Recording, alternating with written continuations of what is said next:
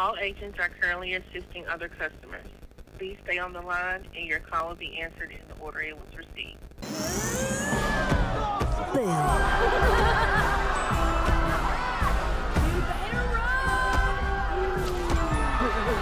Loki, come on! Absolutely not.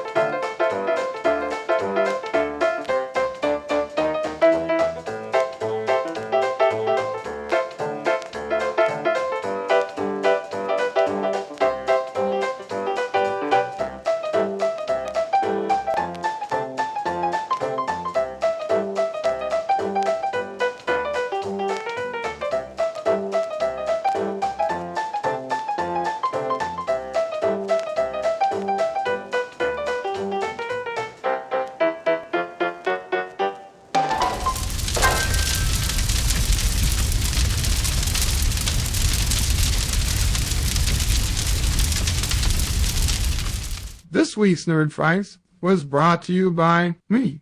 Yep, that's just me dancing up the storm. No special effects, no fancy camera work, just good old Bird of Prey 5 showing what he's made of.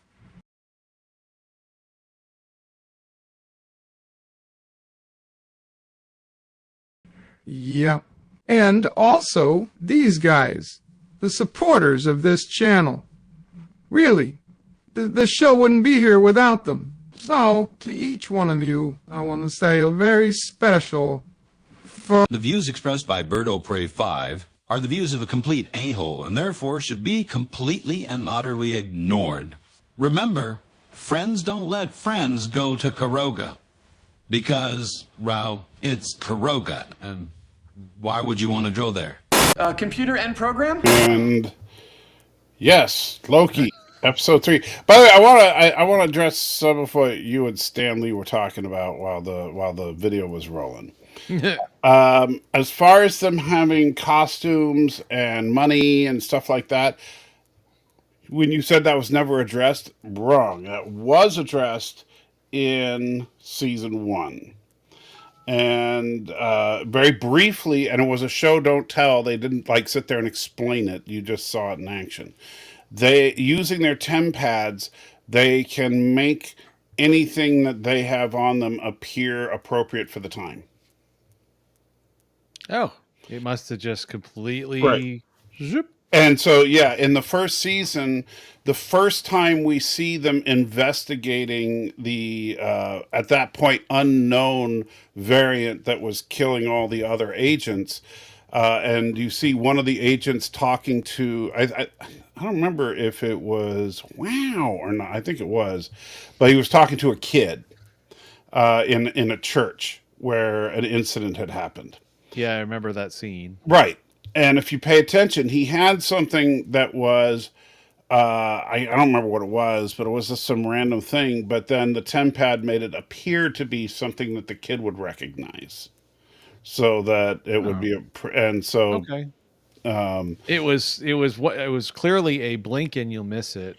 right. But And so and that was early in the episode that or right in the series. But yeah, the that- TemPads take care of that for them, though. That's Okay. the point.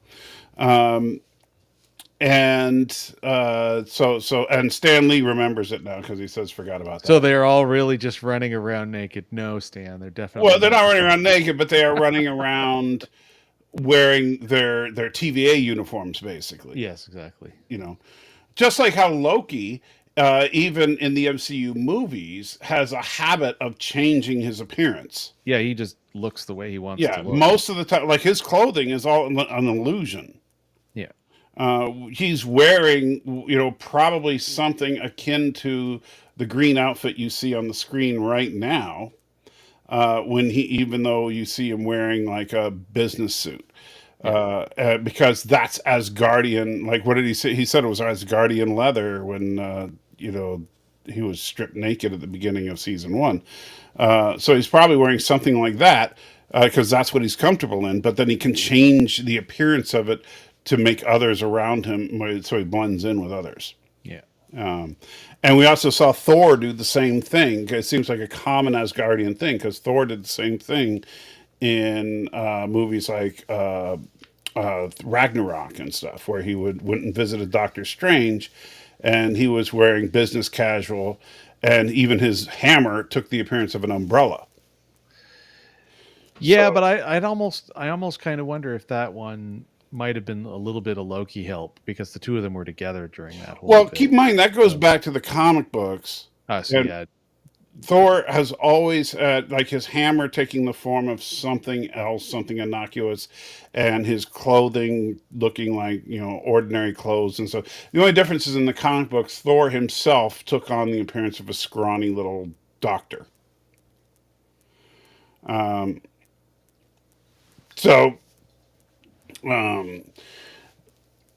let me say this on the outset before we talk about this episode. I can accept TVA agents patrolling a multiversal thing. I can accept the time travel. I can accept all the weird technology with the pruning. I can accept all the craziness, but I cannot accept 1893 Chicago having 2 black people running around and nobody saying a word about it. And I'm sorry, this is 1893. And no offense, but He Who Remains would not have even been let up on the stage to give a demonstration. That's just a fact. And SVS Guru 2000 with a $5 super chat to get things started. €5. Thank you very much for correcting me. $5 undollars. So, you think that this is the sacred timeline? They actually say it is the sacred timeline. If you look, it actually has it on the. It says that we're in the sacred timeline in this episode. Yeah. You think this is the sacred timeline that the TVA has preserved because this is the one that contains a backup king in case the original died? Yeah. So yeah, this is indeed the sacred timeline. And Miss Minutes makes it clear this is all part of original Kang's plan to bring him back in case of an emergency. Yeah, or he who's left behind. Yeah. And the other thing that Stan was mentioning is like, this is the great Kang that Marvel was banking on.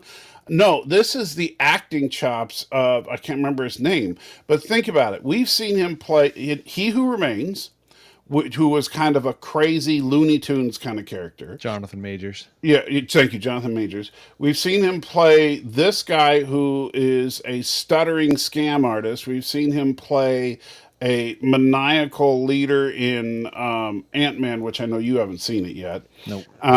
And so Jonathan Majors has got the acting chops to pull off what has got to be one of the toughest characters to play, because Kang has got thousands of personalities, and you've got to make each one stand out as being different. And so it's not that this guy is the dreaded Kang the Conqueror. This is just some guy, but that's Kang's backup plan. And so I actually think Jonathan Majors was a good pick, except for the fact that he got into that trouble with his girlfriend. I don't know. I know I've heard that he's going to fight it, and that he's got good evidence and stuff to protect him. And if that's true, great. If he is innocent, I hope he's exonerated. But I get the feeling, because remember, Loki season 2 was not part of the plan. And one thing you can think of, and hey, Don Squatch, good to see you. Says, sad I missed last night's stream. Thanks for the shout out at the end, though.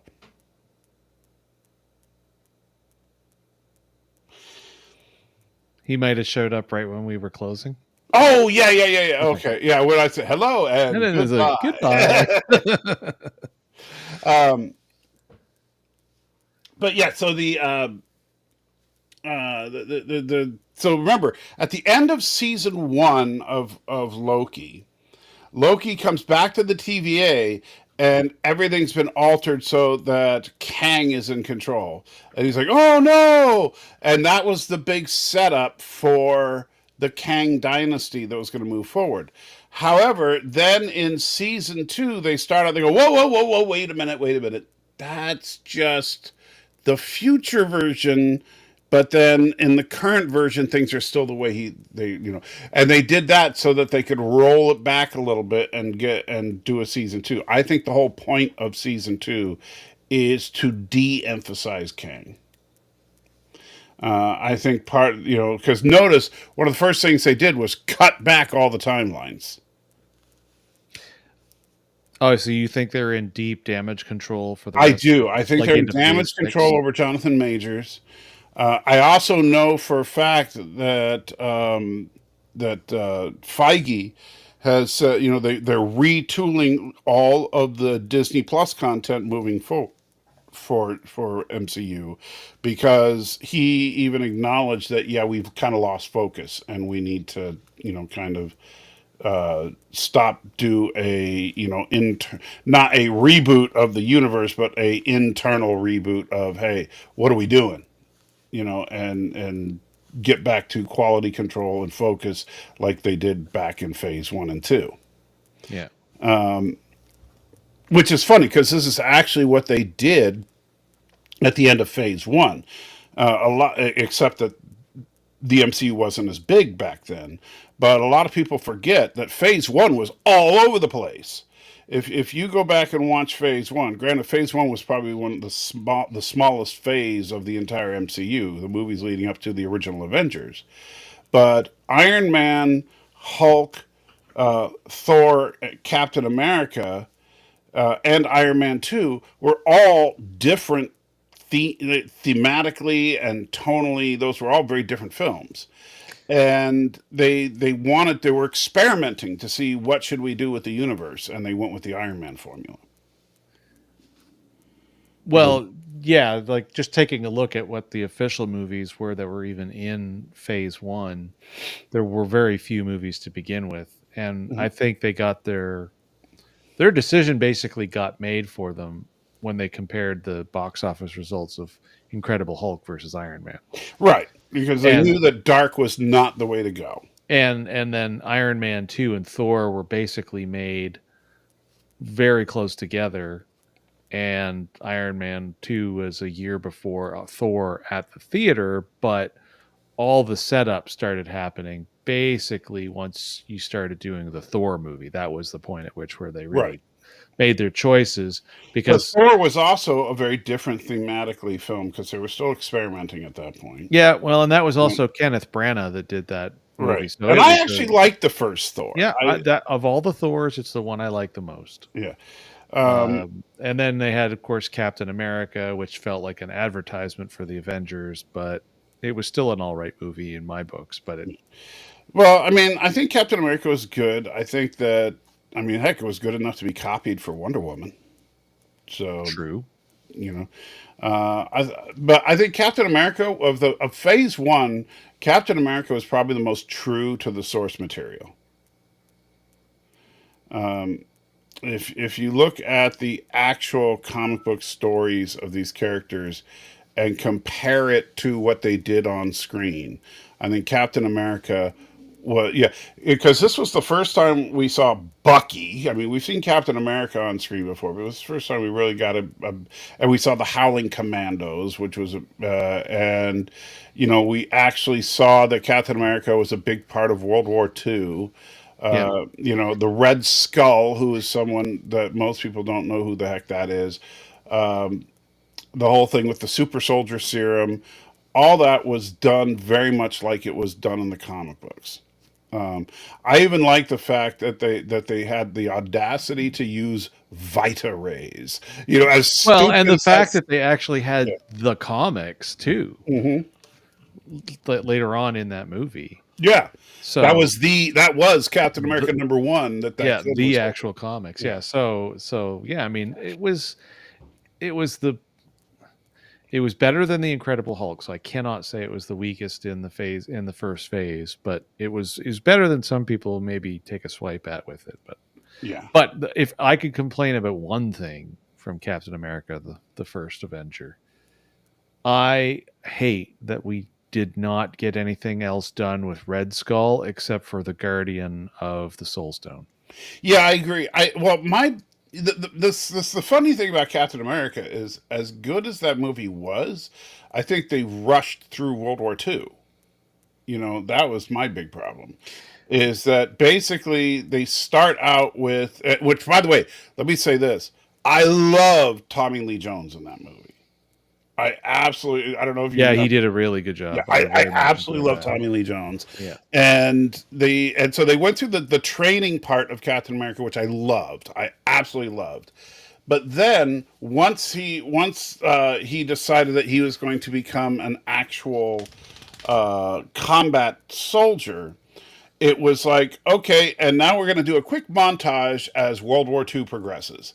And now we're going to do the last battle. And it's like, but there's a whole career there. Yeah. Well, and you know, know? they had a tight package they had to fit into. Well, but you see, that's where I think that what they could have done and what I would have rather seen. Here's my little rewriting head going.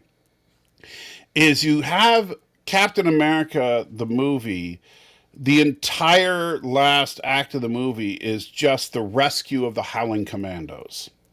Right, and then instead of Captain America 2 being Captain America and the Winter Soldier, you have Captain America 2 being Captain America and the Howling Commandos. However, and hey, Planet X, good to see you. Says I still don't understand what's going on. We'll get it. I'm actually following it, and I'm kind of digging it. But I know we're off track right now. But I wanna finish this thought, and then we'll get into Loki. But thank you so much for the $5. I can't say thank you enough for the super chats, guys. I know sometimes I don't sound like I appreciate it as much as I do, but I truly do. Now, I granted this would have been really difficult for Chris Evans, but hey, you know, that's the life of being a superstar.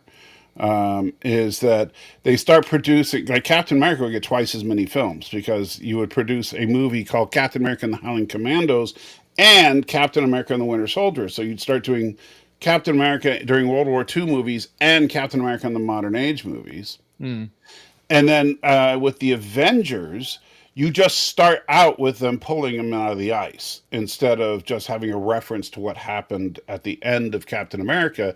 You have that being the beginning of the Avengers. And then after you do, say, 3 or 4 World War II movies, then you have him with Red Skull as the villain in all of those. Then you finally have him get buried in the ice. You know, what's kind of funny is some of what you described could have actually been used as prequel style movies or mid-quill prequel something. I'd have to invent a new word for this.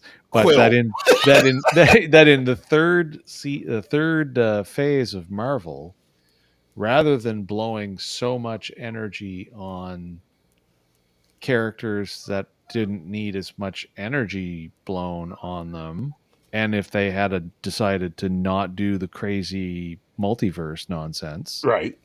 then you could have actually had a return arc slowly built up for Red Skull, and yet still had him be the guardian of the Soul Stone, Right. and then rolled right into into phase 4, and somehow or another he's managed to no longer have to be the guardian. Well, and because I think Hugo Weaving. He only did the first movie. He bowed out. Yeah, I know. That was such a disappointment to me because he's such a great talent. Oh yeah, I know. And the fact that we only got him for the one performance, and Red Skull should be one of those heavy hitter villains. He should be a villain that is a major threat to not just Cap but all the Avengers. But unfortunately, they just they kind of blew it. Yeah. All right, so let's talk about Loki. All right. 1893. Wow. Yes. Wow. So what's your wood. hot take on Loki? I know you hated it, but just curious. Well, the problem is I didn't hate it, but it's the same. This episode makes it actually even worse that there's nothing at peril. Like, I hope that they're going to use season 2 to course correct so hard as to, I don't know what, because at this point, because of this, there is no actual mortal peril.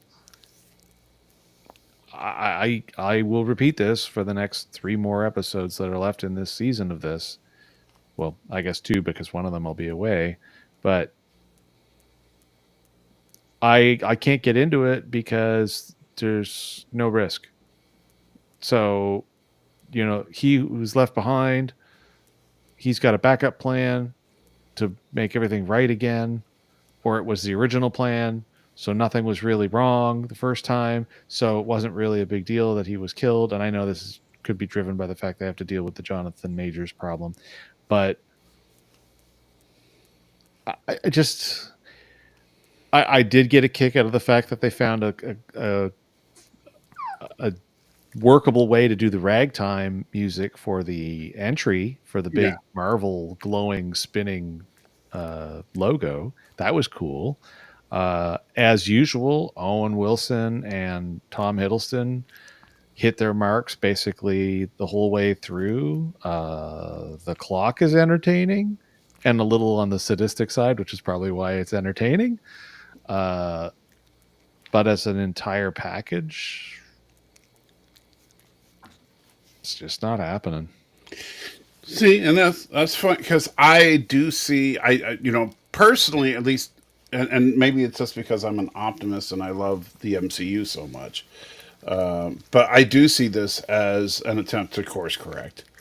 I do see, because the fact that they just start out with all this stuff with the multiverse at first is fracturing and all these different timelines are coming apart, and the first thing that happens is the TVA going rogue prunes off all those timelines, and which means that the vast majority of all those Kangs we see at the end of Ant-Man, which again you haven't seen, but at the end of Ant-Man there's a post-credit scenes where you see thousands of Kangs. I'm aware of that scene. It's been talked about. So. Right. And so most of those Kangs simply do not exist because they've been pruned. And the sacred timeline is the only timeline currently, but it's very unstable, and they're trying to basically stabilize it. And so Planet X asking what's going on. What's going on is that they're desperately just trying to stabilize the timeline and keep things at the status quo. And the funny thing is, you could argue that this series is in fact a brilliant metaphor for Marvel itself. is that the MCU has fractured, and if you look at after Endgame, it just started going everywhere. Interestingly enough, with the multiverse concept, but it's just started going everywhere, and people were just starting to lose interest because it was like they don't know what's going on. It didn't feel like there's a clear direction. And this is an attempt to reestablish that Marvel has one clear direction. And I think that Even though they really don't, because I just sitting here thinking, and that in all actuality, they have now blamed no less than 2 different causes, possibly 3 different causes, for yet one event, that being the creation of the multiverse.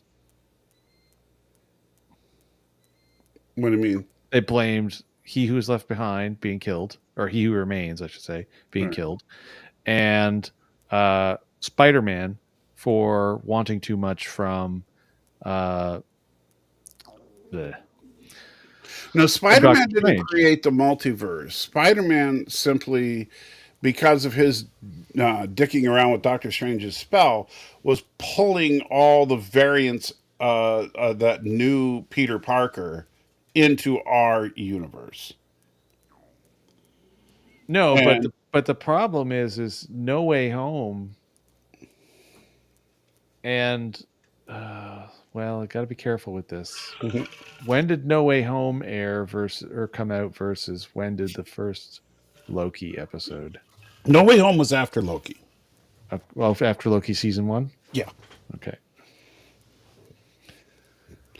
So, see, and this is also the part that starts breaking my brain.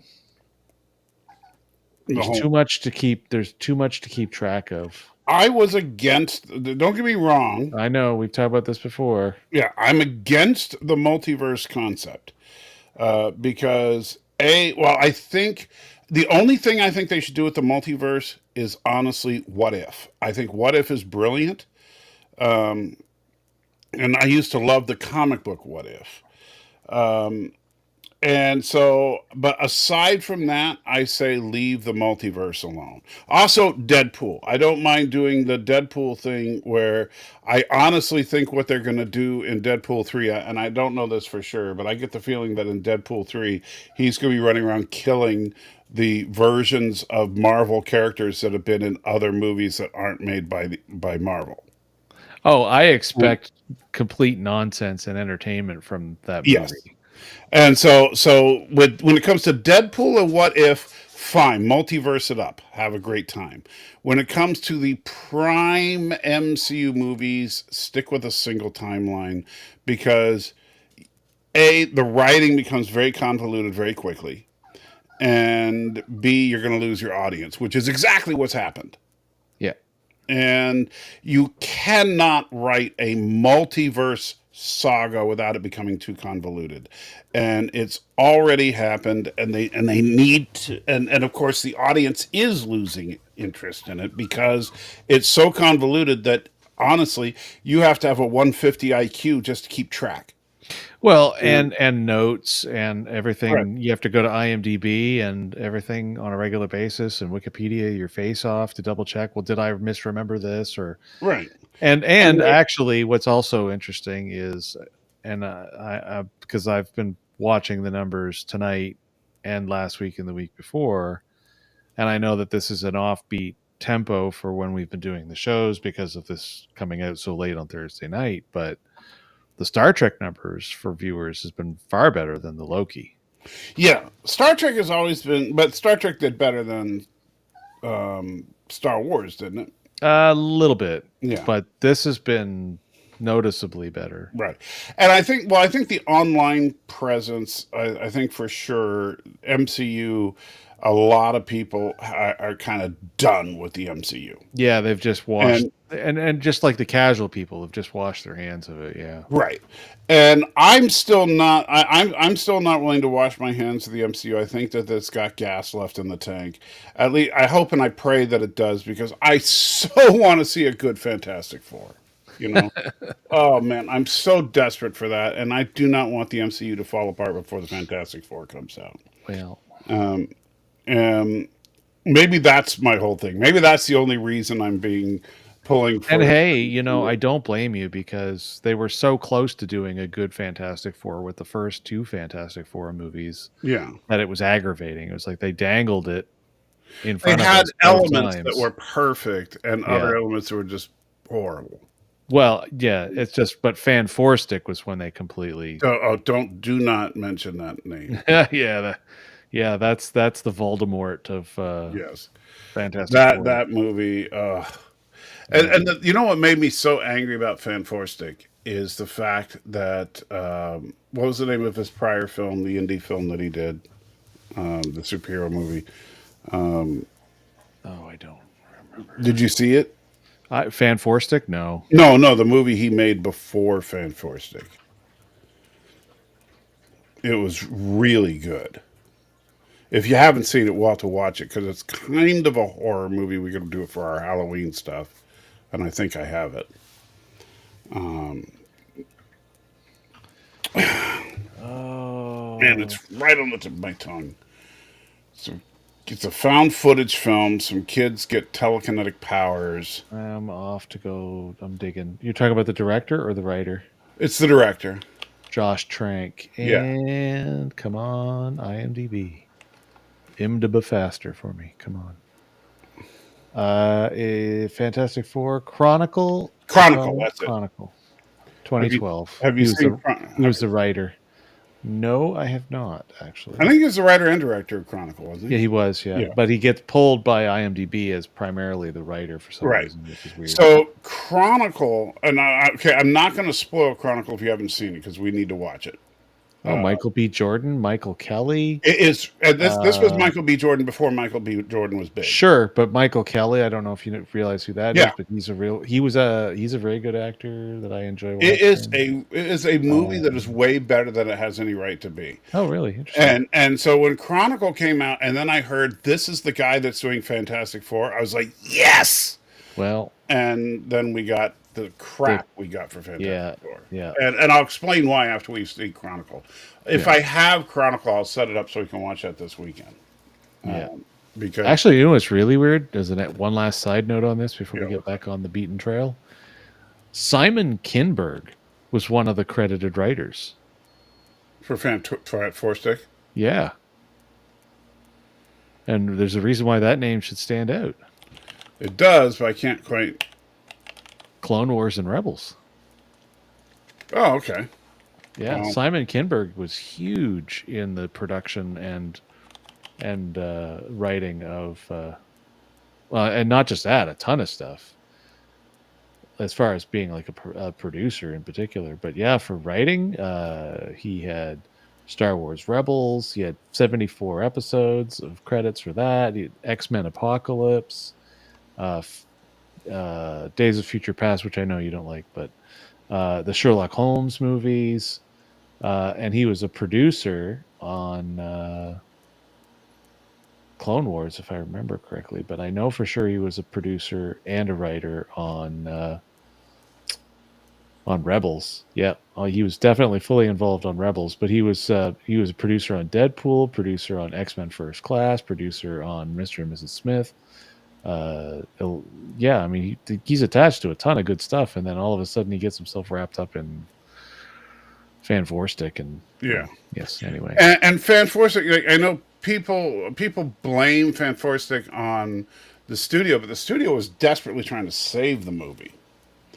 And if you look at where he was going with the movie, Fantastic Four is not supposed to be a dark, nihilistic kind of franchise. It's funny because Fantastic Four actually fits perfectly into the classic Marvel Phase 2, Phase 3 formula of light, but not super light.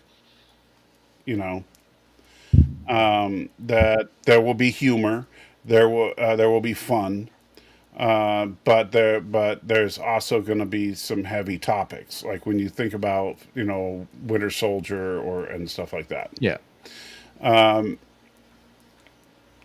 and it's at its core a family film. And people, it's funny. I've heard the argument that people say, "Oh, you can't make a good Fantastic Four movie," and then the counter is, "Well, have you not seen The Incredibles?" Yeah. Because The Incredibles is the Fantastic Four. They just swapped out the powers a little bit. Yeah, it's the best. It's the best Fantastic Four movie. Yeah. So yeah, it really is, and so I I absolutely Yeah. So yeah, so you hold out the hope for that. yes. And Arabic says, I hope they do a good X-Men movie. That too, I would like to see, because I will tell you, my comic book collection, number one is Fantastic Four. I have every single issue of Fantastic Four from the end of the run going all the way back to issue number 25, which is mid-60s. All right, so that's a lot of comic books. I have everything that was published with Fantastic Four in it in that time frame. Then I have a whole lot of X-Men, right? And not this crappy new X-Men stuff. I'm talking about X-Men from the 70s and 80s.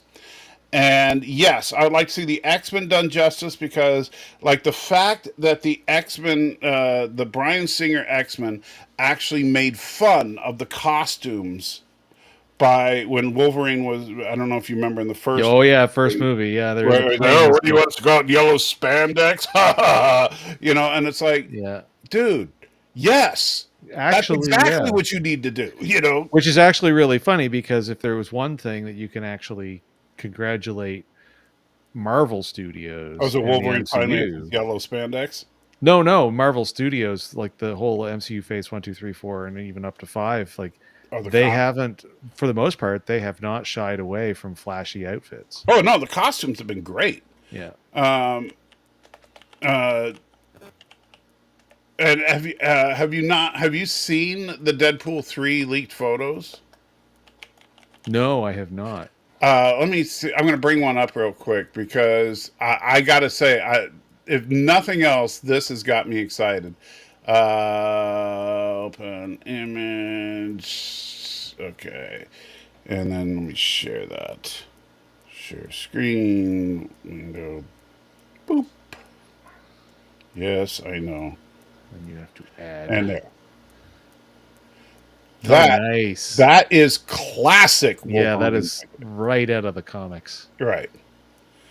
Or the cartoon, either way. Yeah.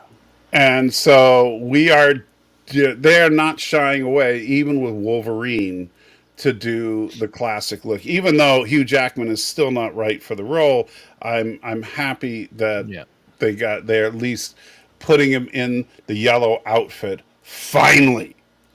Yeah. Yeah. So thank you for that. And that is, Marvel / Disney that did that, not Fox. So, yeah. So all the people that want to hate on Disney, it's Disney that finally put Wolverine in the right outfit, Yeah. Anyway. So Chicago. So this episode, I'll say this. I do think that, like I said, that this is a retuning of the MCU. This is trying to get things back on focus, trying to move back towards what Marvel's supposed to be. And so if that is the case, I'm going to end up looking at this series, particularly this season, as being a triumph, because they are fixing a broken universe. If that's not what they're doing, if this is just an incidental on the side, hey, we're having some fun with Tom Hiddleston, then I'm going to be very, very pissed. Well, one of the two. However, either being said, I think that everybody is turning in a great performance. Yeah. I do think that it looks wonderful. I like the fact that they did go all in with the let's make it, do authentic 1893, except that nobody cares about black people running around. Well, there is that one moment when he was doing his presentation where the big old guy who wanted, he called him boy, but he said it with that connotation that does match with the time period. But right, but there should have been more than that. That was all that was. Yeah, that was a little weak. Yeah.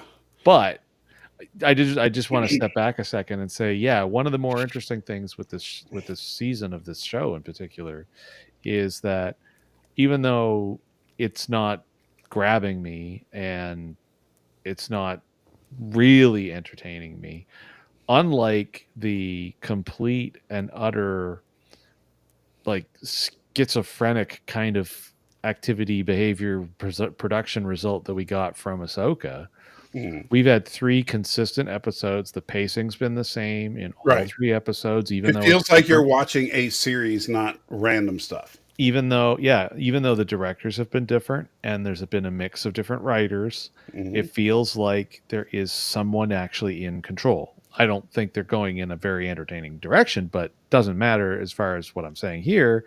Everybody's acting is reasonably good to good or excellent. Like the delivery is solid all the way across the board. Right. Jonathan Majors does a really good job of being a bit of an ultra eccentric. The sets look good. The production quality seems on point so far. Some people have complained about in the TVA that there's a bit of an obsession with, they keep saying 70s, but what's funnier is it's more like a random combo of things that results in what we made the comment about on the first episode review for this season, which is it feels like you're in a giant Fallout 4 world before the nukes went off. You know what's funny about that is that, and what I was thinking anyway when I was watching this last night, this episode, is this episode may be a partial explanation for all that.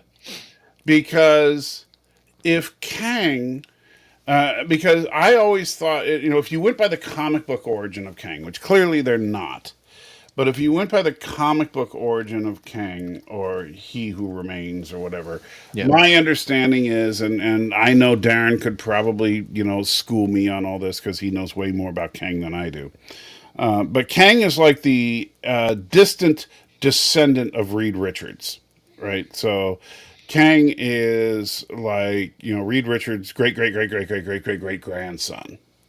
Yeah. And so he lives in the distant future with ultimate technology, and that's why he can time travel and everything. And Kang's whole shtick in the early days was the reason is that he would use his variants in combat. So, like, you wouldn't fight Kang, you would fight 50 Kangs. Yeah. Because he had this device that would just bring in more copies of himself so that, no matter what like if you caught him and put him in a cage, he'd just bring in another copy to open up the cage for him. So how do you fight that? It's very difficult when he's got like 31st century technology or whatever. But this Kang seems to be a product of the 19th century, right? It seems like he was born and raised in the mid 1800s. So he would have started encountering a lot of the. Well, he invented, like, you see the technology he's working on. Yeah, but I mean, as far as a lot of the additional stuff that you see around the TVA would have actually, towards his, depending on when he goes into the TVA, would have included a lot of that style, the retro style, 50s retro style. Yeah. Right. So to him, that's very futuristic, even though to us it's rather quaint looking. And so I thought that was actually, and I thought Kane was a Klingon. Kang is also the name of a Klingon. And Thomas Potts wants me to punch him in the face, saying they can never remake the brilliance of the old X-Men movies. I certainly hope not, because the old X-Men movies suck. Every single one of them. Oh, first one was all right. No, the first one sucked. It absolutely sucked. They butchered the X-Men. Those weren't even the first X-Men. I'm sorry. You're going to trigger me hard today. Well, I got to wake you up, We should, for those of you that don't know, we're late because I was literally asleep and Jason called me and woke me up. So, Kang is also a giant green alien from The Simpsons. That's true too. Yeah. But we should do that sometime. Like start reviewing the X-Men movies. Oh, you want to get me triggered? We'll start watching that crap. Oh, Especially, oh man, Days of Future Past. That one is the worst. That is the bottom of the barrel, and the worst thing is everybody thinks it's the best. I love that movie I know you do. because I'm not a comic book reader. Right, and that's the thing. It's like if you know the greatness that it's based on, then Wolverine dies the most graphic death I remember ever seeing in a comic book in Days of Future Past, at the hands of a Sentinel. You remember when the Sentinels were killing the X-Men in the future? Yeah. There's a scene where Wolverine and Storm and I can't remember who else, but a couple others were storming the Sentinel headquarters, which was in the Baxter building, by the way, which is the Fantastic Four's headquarters.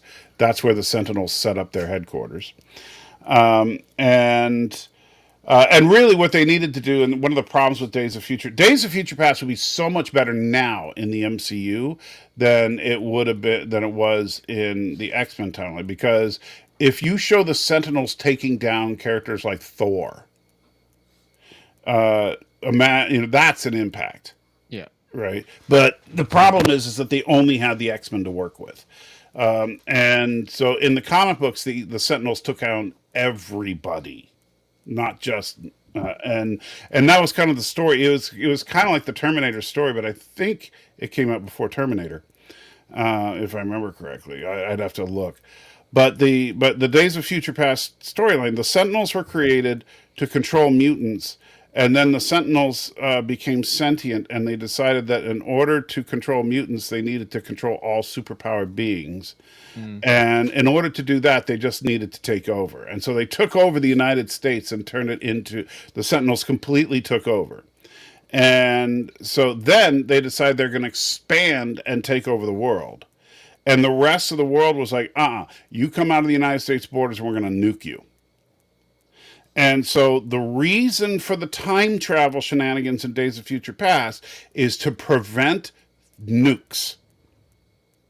Because the rest of the world had already promised they're going to nuke America if the Sentinels come out of the borders of America. Yeah.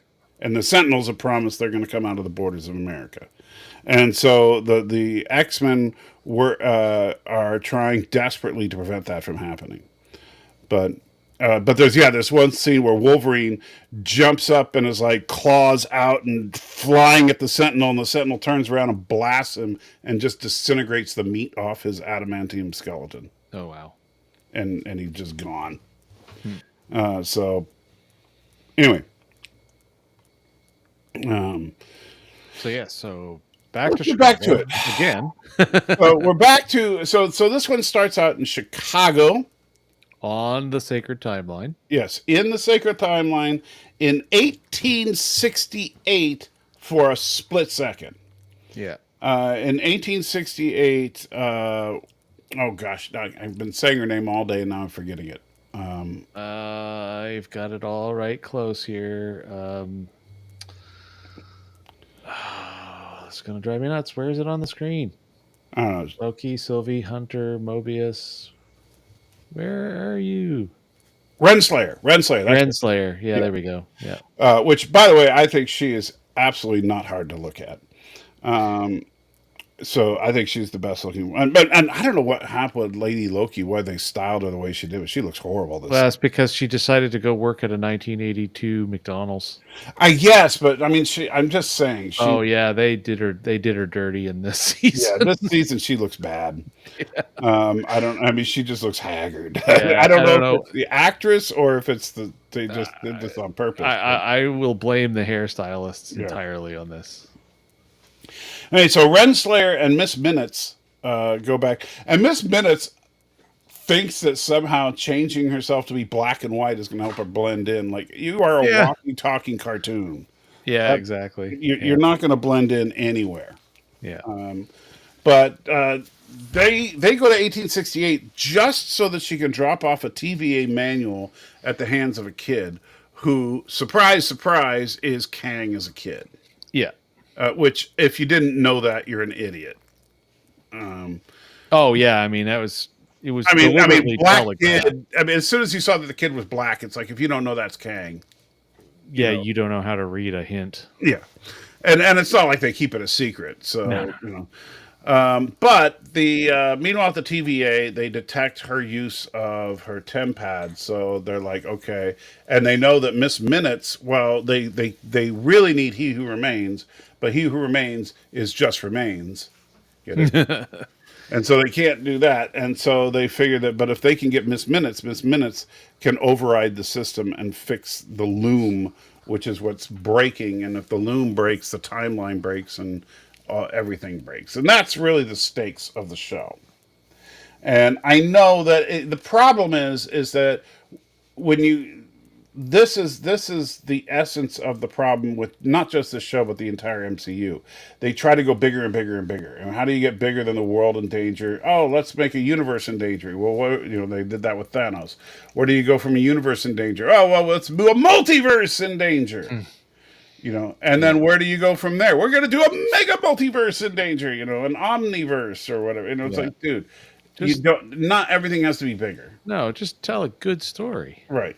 And unfortunately, that's something that people forget.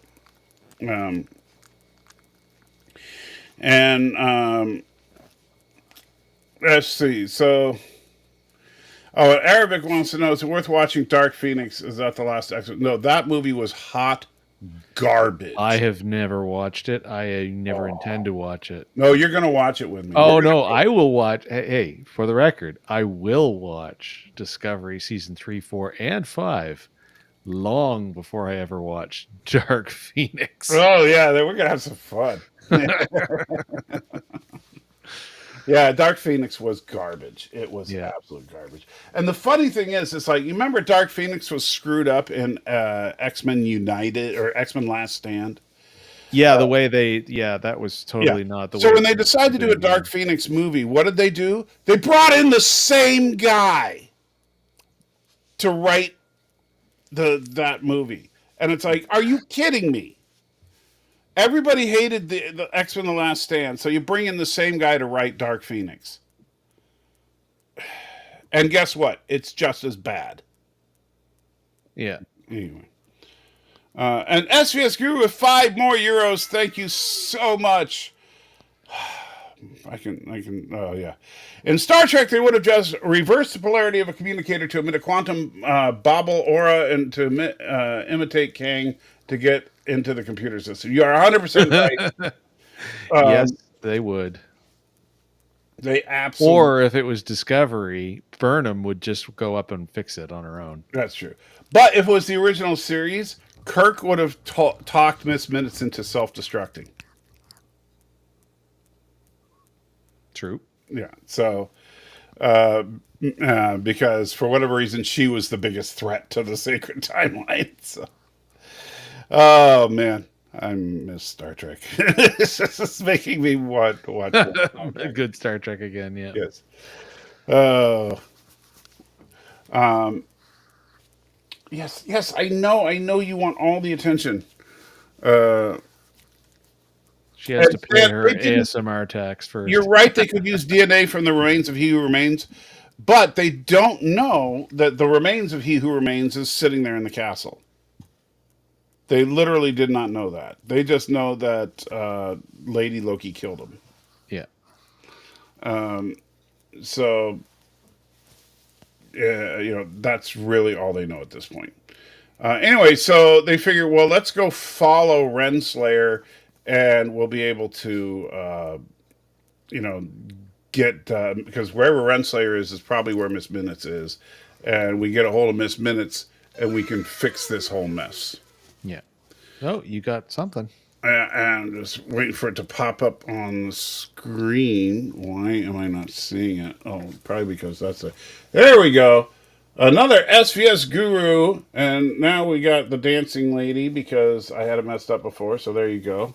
You can see Miss Hollywood there.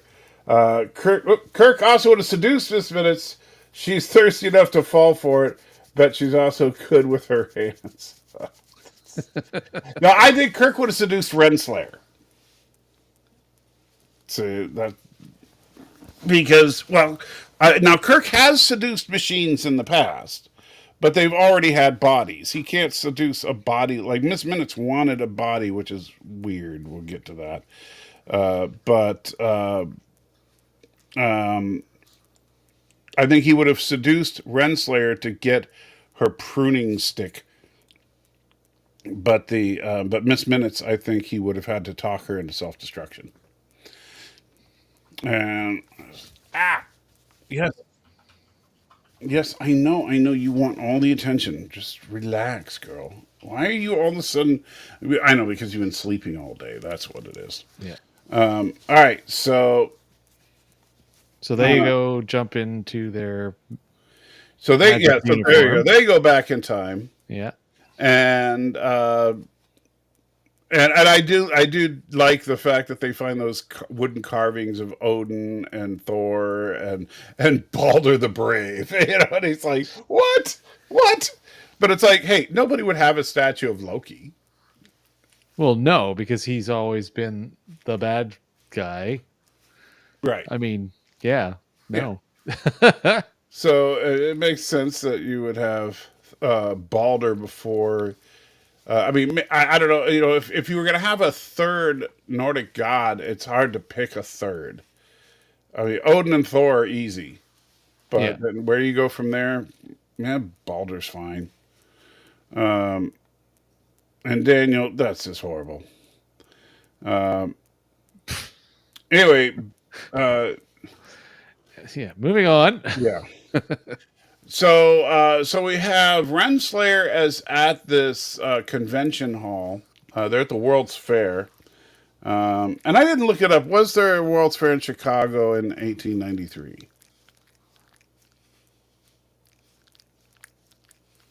Say that again? Was there a World's Fair in Chicago? Oh, was there? For some reason, I thought you were asking if someone was really there. I'm like, this is a fiction story. Yeah, no. I didn't ask about characters. I was asking about an event.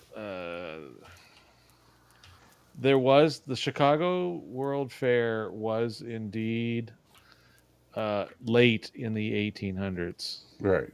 I just don't remember.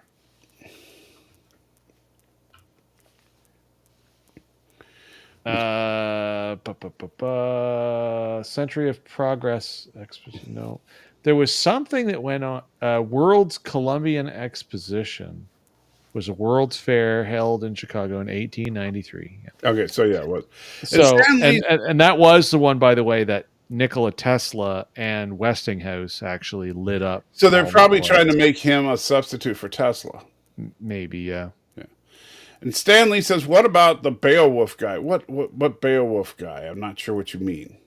Yeah, maybe he means the statue guy that was the Balder or whatever.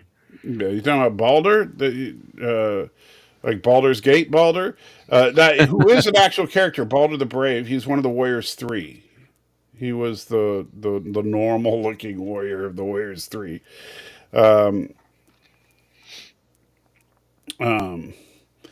Anyway, and Bradley mentions hard for me to look at Loki and not always think that it's not our Loki that died for us. It's a different one. Well, and that's part of the problem of the multiverse.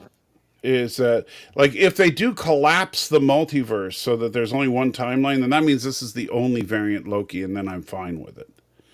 But if there's a bazillion Lokis out there, then you can just kill them and bring in another one. And I don't like that. I don't. That lowers the stakes. So I'm hoping that they are successful, basically, in keeping the universe in control.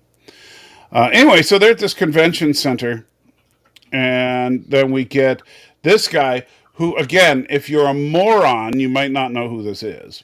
But again, they don't keep him in the dark for more than. No, they don't beat around the bush, which is good. Like I say, the everything about this show, and it bears talking about and repeating because it's all Disney. As much as it's not a show for me at this point, still, they're way better about how they've been doing everything compared to Ahsoka, which is just so. Well, keep in mind, and I know people like to say it's Disney, but it's really Marvel as opposed to Lucasfilm. Disney is just the parent company. Yeah, but Disney as the parent should be smacking the kids around a little They harder. should be. They absolutely should be. But I'm just saying, because we Yeah, I know. forget that Marvel and Lucasfilm are in fact two different companies that happen to be under the. It's like, you know what? Nobody, when people complain about YouTube, they don't complain about the Alphabet company, right? They complain about YouTube and the way that YouTube does things. Yes, yeah, exactly. You know. Alphabet is the parent, and it should be kicking YouTube. Right. But and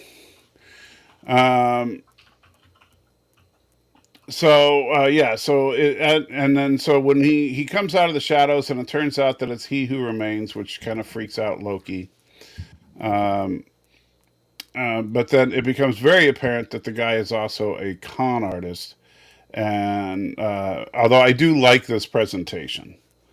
Oh, it is so. Look, this whole scene for me was great because it absolutely exemplifies the snake oil con men foolishness that was going on, and because electricity was still so horribly misunderstood at the time. Right, people thought it was basically magic. Yeah, I mean, they like this whole thing, like I'm sure there was probably something like this going on in every other third big city in the world, frankly, not just in the United States. So yeah, the way it was done was, I did very much appreciate the artistry that went into this. That's for sure. Because yeah, it just worked. And so they, so Loki, so he who remains. Well, it's actually, what was it? Thomas Timely. Victor Timely. Yeah. So Victor, which is one of the variants from the comics as well. Yeah. So Victor Timely is working on making some money off of his fake energy machine. And Loki is trying to get him as his Renslayer. So they're all basically running around this party. But then people find out it's fake, so they're trying to get Timely, and shenanigans ensue. Yeah.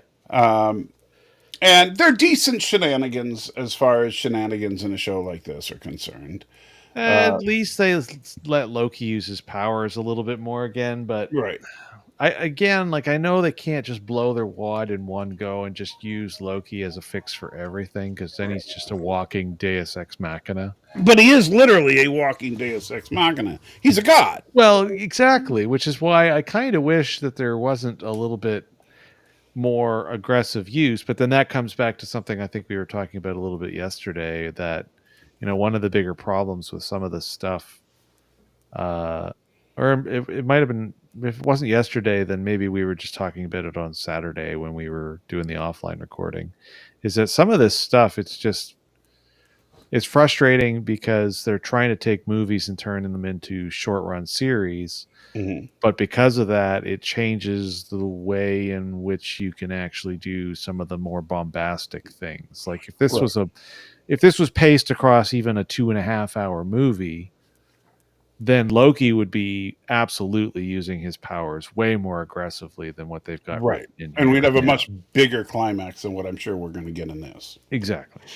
And honestly, that's one thing that, and I know you haven't been paying as close attention to him, but that's one of the things that Feige addressed, is that while they're going to continue to do series on Disney Plus, the Disney Plus series are going to be just that, series. They're not going to be movies chopped up into 6 bits. Yeah, that I did hear. That I did see in an article someplace. I am ecstatic about that, because while I like the Disney Plus content, some of it, like I would rather see it's funny because they've actually made movies that should have been series, like what's their names, the people with the there's 25 of them that are Eternals. Is that what they're called? Oh, you're talking about the movie that no one watched, that no one liked? Yes. Yeah. Is that the Eternals? Yeah. Yeah. So the Eternals, I think, really could have worked as a series. Like if you gave an episode to each one of their backstory before you get them together, you know. Yeah. And I think that could have actually really worked. The problem is that there was way too much for one movie. And then you have series that should have been movies, like Falcon and Winter Soldier should have been a movie. Although it also should have been retooled a little bit. Yeah. And I'm not saying it was horrible, but it wasn't great. No. And we'll see what they do with Brave New World or whatever they're calling it now. Is that the current title? I don't remember. Yeah. I just know that it wasn't just not great. It wasn't. Yeah, even, it was originally New World Order, and now they're changing it to Brave New World, I think. Yeah. Unfortunately, it wasn't even good, frankly, to most people. So it took me almost 3 months to actually watch that series. Yeah. And I think that making the series just be series is a good thing. I think that you should have characters that are primarily on Disney Plus as opposed to characters that are primarily in film. So, for example, I think She-Hulk should be a Disney Plus character. I think that Daredevil should be a Disney Plus character. And by the way, they are still, I don't care what Critical Drinker and others, Daredevil is not dead. They're retooling the show. And that's not... Yeah, they've said so much, but the only retool I care about is it just rehire everybody from the Netflix universe. Well, I would like that, but that's probably not going to happen. Well, find the money. Yeah. I'm looking, I don't care how long it takes. I am looking forward to a Daredevil series because I really do like that character.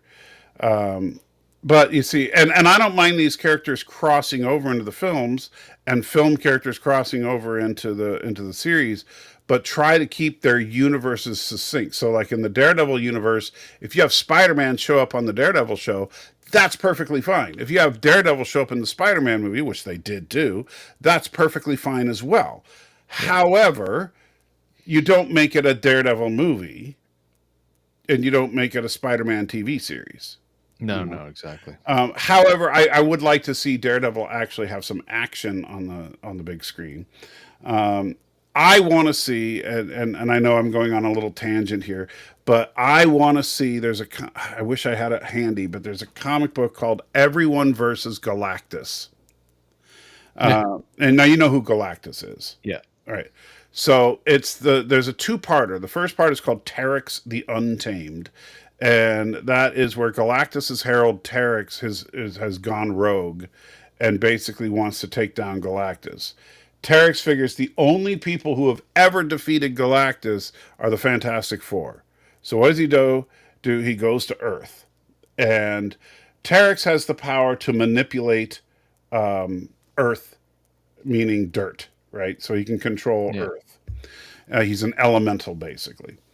And so what Terex does is he uses his powers to lift Manhattan out of the water and bring it into space. And he actually puts a protective shield around it so the atmosphere is still there. And then he goes to the Fantastic Four at their headquarters. And he says, okay, here's the deal. There's Galactus's ship. Go kill him. Because if you don't kill him, I'm going to take Manhattan and throw it into the side of his ship.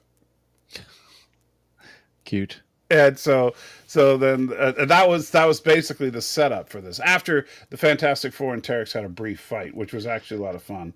Terex and the Thing traded some blows that were epic. Like Terex punched the Thing so hard that he went through several buildings.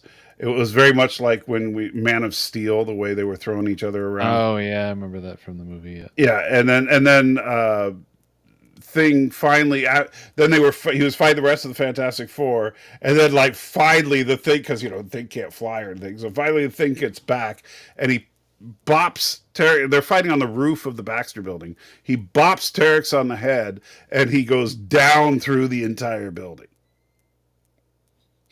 So because they're both so super strong. Yeah. But anyway, and then in Everyone versus Galactus, the Fantastic Four go to Galactus. They say, "Hey, we don't want to fight you, but Terex is forcing us to do this." And Galactus is like, "Yeah, I understand." And Galactus gave Terex his power because that's what he does for his heralds. He gives them power to do their job. So Galactus, he teleports Manhattan back to where it belongs. He then goes to Terex and boop, sucks his power back from Terex while Terex is hovering at the height of the Twin Towers above New York. And so then Terex goes plummeting down to his death. And so that's the end. I mean, like, Terex just very unceremoniously dies at the beginning of the comic. And so they're like, oh, okay, that was easy. And then Galactus is like, well, yeah, that was good. Now I'm going to eat Earth. And they're like, wait a minute. You can't just eat Earth. He's like, no, I'm hungry. I'm going to eat Earth. And so then everybody descends. The Avengers happen to be in the area. And so everybody descends on Galactus and starts fighting him. And what I was getting to here, because since we were talking about Daredevil and stuff. So while this big badass action is going on, which, I mean, picture, Thor and hitting Galactus with everything he's got as far as the lightning and stuff. You've got Iron Man blasting at him. You've got Doctor Strange casting all sorts of spells at him and stuff. All this craziness going on. Plus, the Fantastic Four doing everything they can to fight Galactus. And then a couple of blocks away, you see Spider-Man crawling on a wall, and he sees what's going on. And then Daredevil is there, and he's like, how Daredevil can detect things from a distance. Yeah. And so he's like, kind of listening in on what's going on. Spider-Man swings up next to Daredevil, and he's like, hey, how's it going? What do you say we join in the action? And Daredevil's like, we are completely small fry compared to what's going on over there. It may come to the point where they need our help, but if that happens, Earth is screwed. So they sit it out. But I would love to see something like that, where you just bring everybody in the MCU to fight off Galactus, because Galactus is such a huge threat. Well, and see, a lot of people were hoping that the next big baddie was going to be Galactus, because, you need somebody properly threatening. Right. And I do think Galactus is coming, but it's... Well, by the time Galactus gets here, we're going to be even more old and more gray. Shut up. Well, hey, it's the truth. So there's Helga the Horrible there, and yeah, that is the worst 1982 wig they put on that poor lady. Oh, I really feel sorry for him. Yeah, they did her dirty. Meanwhile, I mean, and she's playing opposite this. Yeah, I know. It's like, and she is just, I'm sorry, she is absolutely gorgeous, and that outfit just works for her. Yeah. Even though that's horribly inaccurate and everything, I still like the outfit. Right, a woman wouldn't be wearing a tie in 1893, but hey, I think she looks hot. But so they Renslayer's trying to they're all fighting over He Who Remains, and I do like this little so Loki and Silva have a little bit of a scuffle inside the Ferris wheel, where Loki's now trying to protect He Who Remains, and she's trying to murder him, even though it's not really He Who Remains. It's just some random guy as far as they're concerned. He just happens to be a variant. Yeah. Well, and actually, he's not even a variant, because this is the Sacred Timeline, so he is the original. Yeah. And so he does manage to get him away, and they have a little discussion, blah, blah, blah. However, then, so He Who Remains, I keep calling him He Who Remains, Victor and Renslayer make a run for it and get on a boat. Yeah, they go for a boat And they ride. use Miss Minutes growing big as cover, which I did love that scene. That was kind of cute. And then boo. Yeah. But they get on a boat to get away. And then Renslayer makes the huge mistake of saying, this is going to be a great partnership. And he has this thing about partners. He doesn't do partners. Well, to say nothing of the fact that that the Miss Minutes is definitely Manipulating him, yeah. Oh yeah. And so unfortunately, because she said the P word, he just like literally throws her overboard. Yeah, I love the scene caught me completely off guard. Yeah, that was Like, wonderful editing. Oh yeah. Where it's like they're just sitting there having this romantic moment, and then you hear the word partner, and then splash. And it's And like, she's laying down, eyes closed, and then Yeah. all of a sudden she's rapidly moving away from the screen. Yeah, I thought that was just beautiful. Yeah, right here. I think this is it. Yeah, you're basically right at it. If you let it play for a second, yeah. I have Wink. hopes for this partnership. Yeah, this partnership. And then she's smiling. He's looking like, yeah, and then it's right after the Yeah. let go of the hand because Miss Minutes is like, oh, you stopped touching her hand, yay. Pause it for a minute because we don't want to get a copyright strike because copyright bots are evil. I'm telling you. Even with wow in the way, it still might find it. Well, it's stupid because we're literally being like a 2-hour commercial for this show. Oh, I know. And you know, but just so aggressive. All right, Here it comes. So yeah, he's looking off, and then you see how peaceful. Yeah, it's actually the reverse of the jump scare from Lower Decks yesterday. Yeah. Instead of coming into the turbo lift, to rescue she's them. falling away from us. Yeah, so I did love that. I thought that was really clever. Yeah. Oh man, that's too bad. You know what it made me think is in the trailer. You should should have used that in the trailer. You should have done the security or the tactical officer bursting in. I'm here to rescue you, and then she falls away. Well, maybe I'll try. I'll have to try to do something with that. Will you stop, girl? Just relax, okay? I'm right here. I'm not going anywhere. I promise. And Penny says something about chilies. I'm not sure. Don't know. You're eating chilies? She must be at Chili's. If you're at Chili's, why are you listening to us? Yeah, I should be eating those baby back ribs. Oh, man, now you're making me hungry. So He Who Remains has a pretty cool looking studio.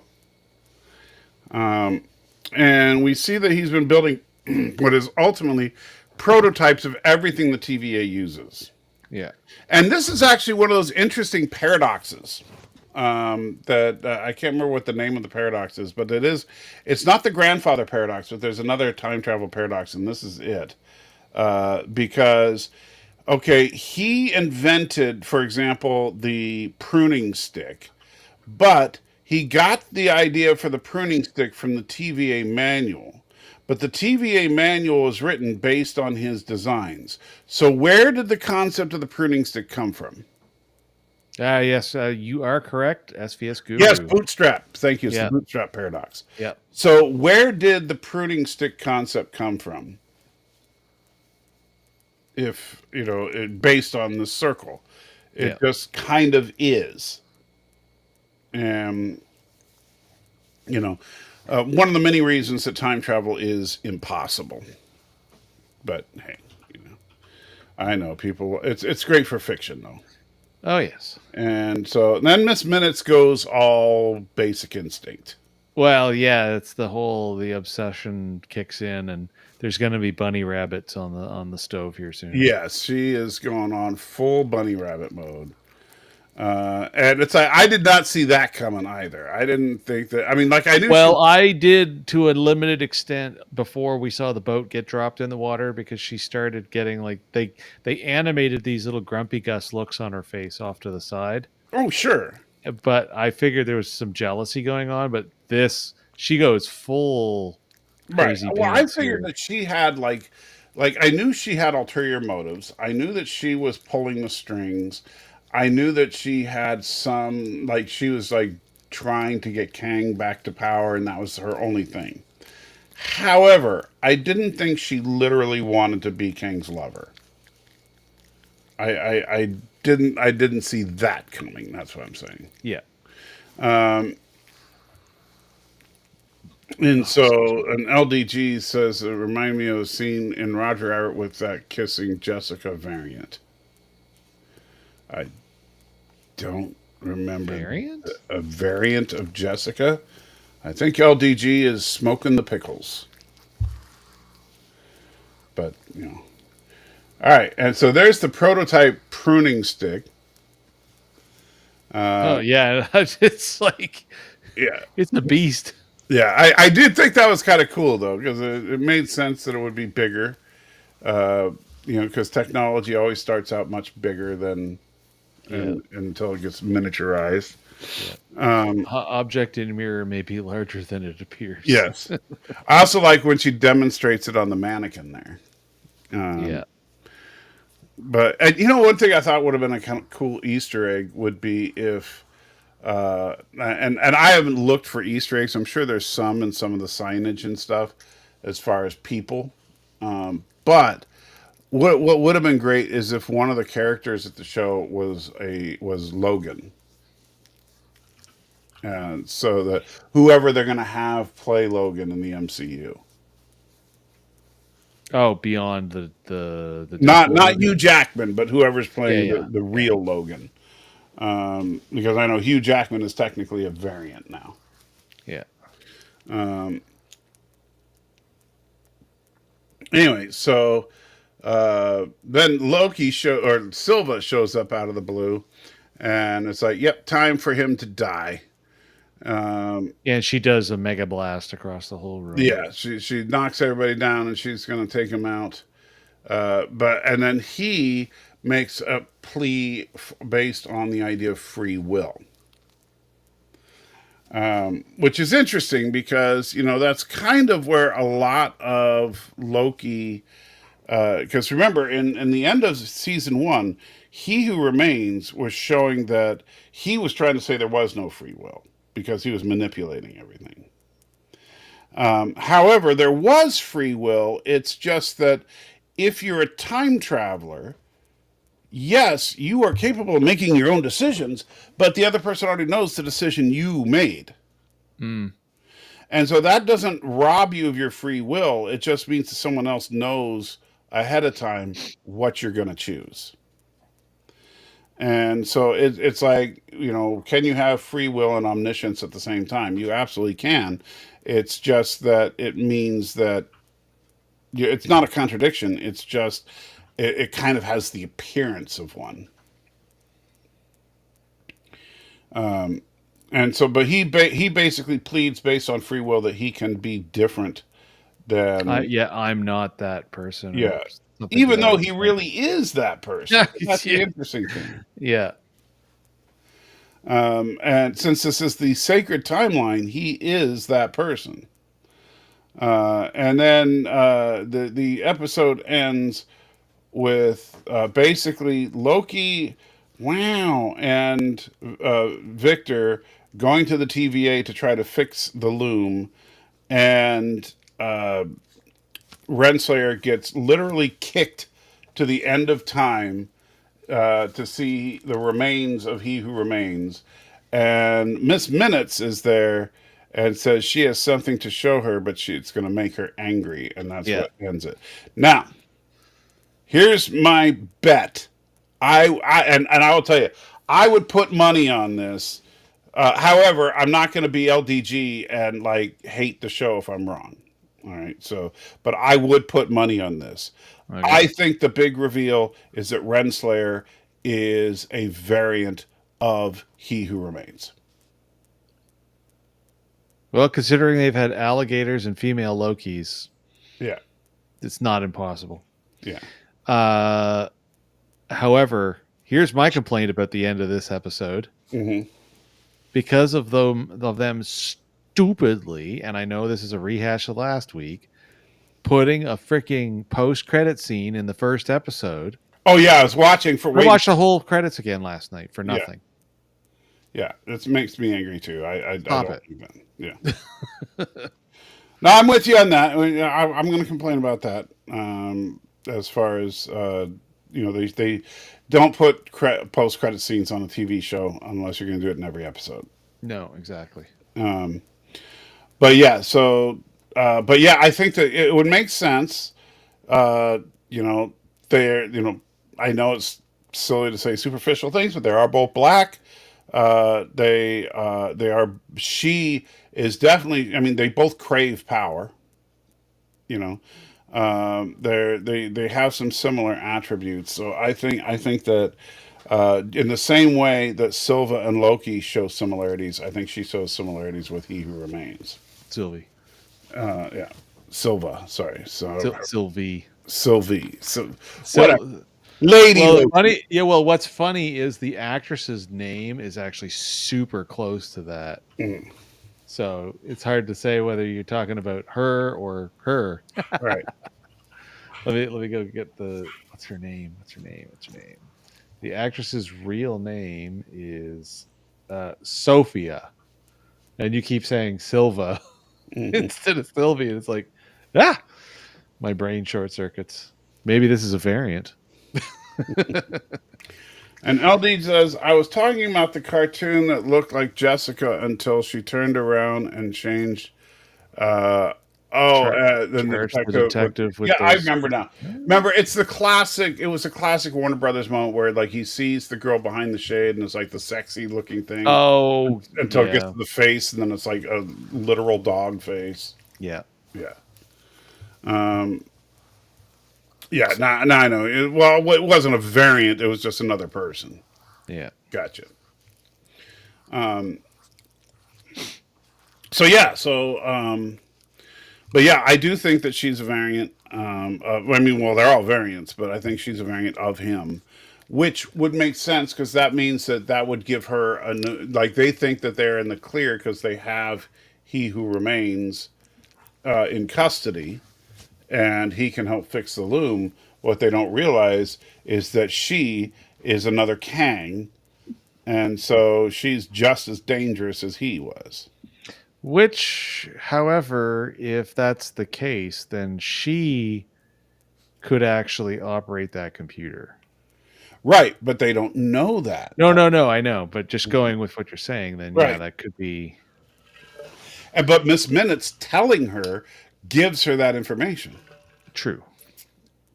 Because, she's never unblocked her memories, just like Mobius has not either. Right. And LD, the reason he can fix something he hasn't made yet is because they said, and if you were paying attention, they said early on that the computer is keyed to his DNA. Only his DNA can unlock certain parts of the computer. Yeah, or his aura or whatever it was that they said. His time resonance aura or whatever. So basically, if he is present, the computer will allow access to certain files that can fix the problem. So they need him present. But now we know that Renslayer is also a key to this. I think we will know. Now, I could be wrong, but that's my guess. Well, so 1893. I give it I'll give it a vanilla with chocolate on top out of 10. Vanilla with chocolate. What is with your weird ratings? Well, everything else is vanilla. I don't want to just keep calling it paint drying. The other two episodes have been just like vanilla ice cream, except I did enjoy a few of the creative attempts that they pulled off where they had this so heavily themed to 1893 and 68 or 63. So they did some they did some stuff that, I'll tip my hat to them. So I'll give them, a little bit of chocolate on top. But otherwise, I think that this series has been, as far episode by episode, has been a 6 out of 10 series for me. However, if they pull off what I think they're trying to pull off, it's going to retroactively increase the score. So I'm going to go with 6 out of 10. I think that's what I gave the other episodes. I think so. Yeah. Yeah, and I might give it a 6.5 just because I agree. I think that like the Miss Minutes blowing up scene was awesome.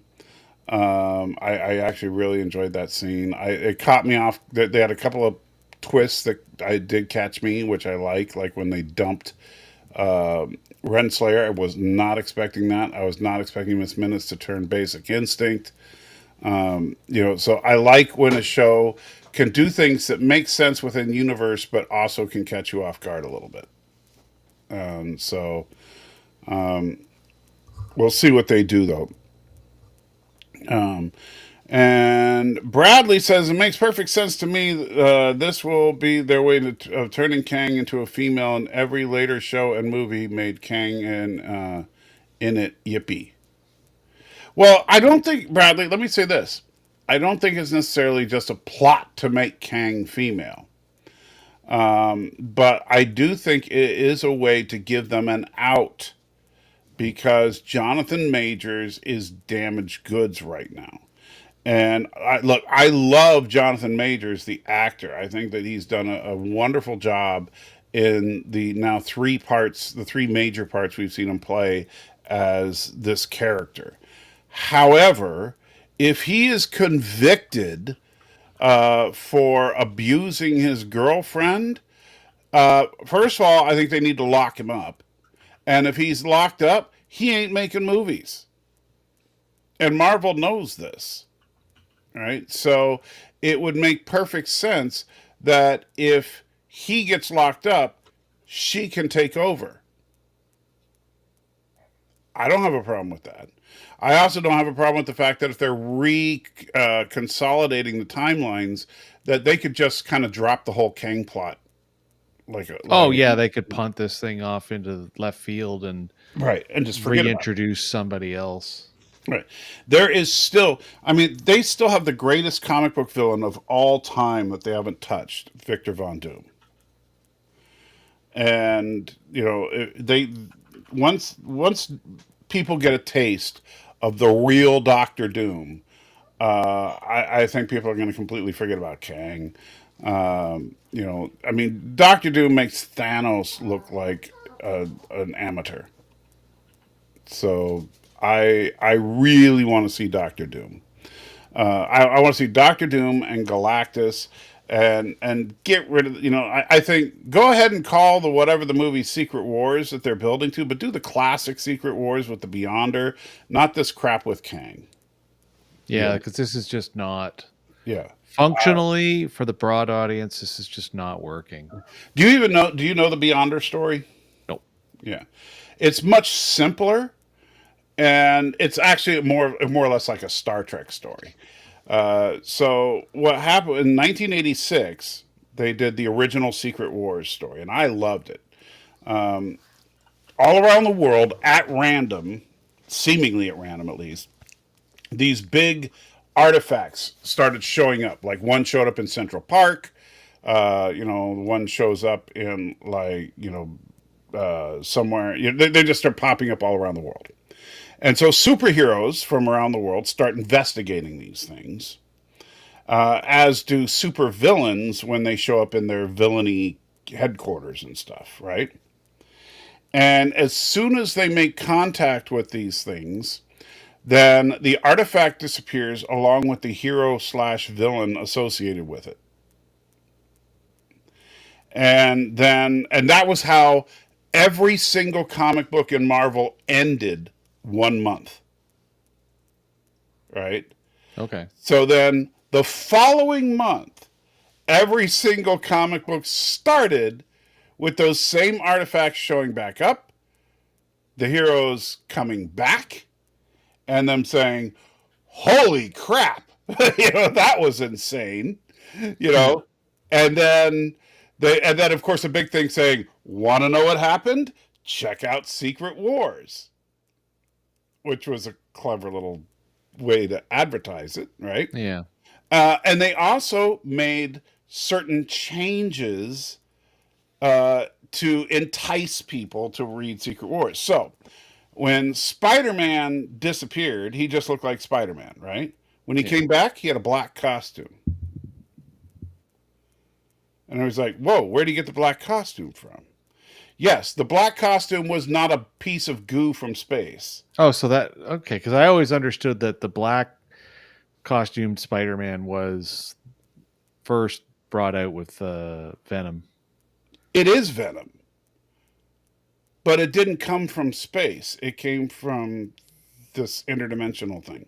Oh, okay. And then when the Fantastic Four, now Sue, the Invisible Woman, did not go. And the reason she did not go is she was like 8.5 months pregnant.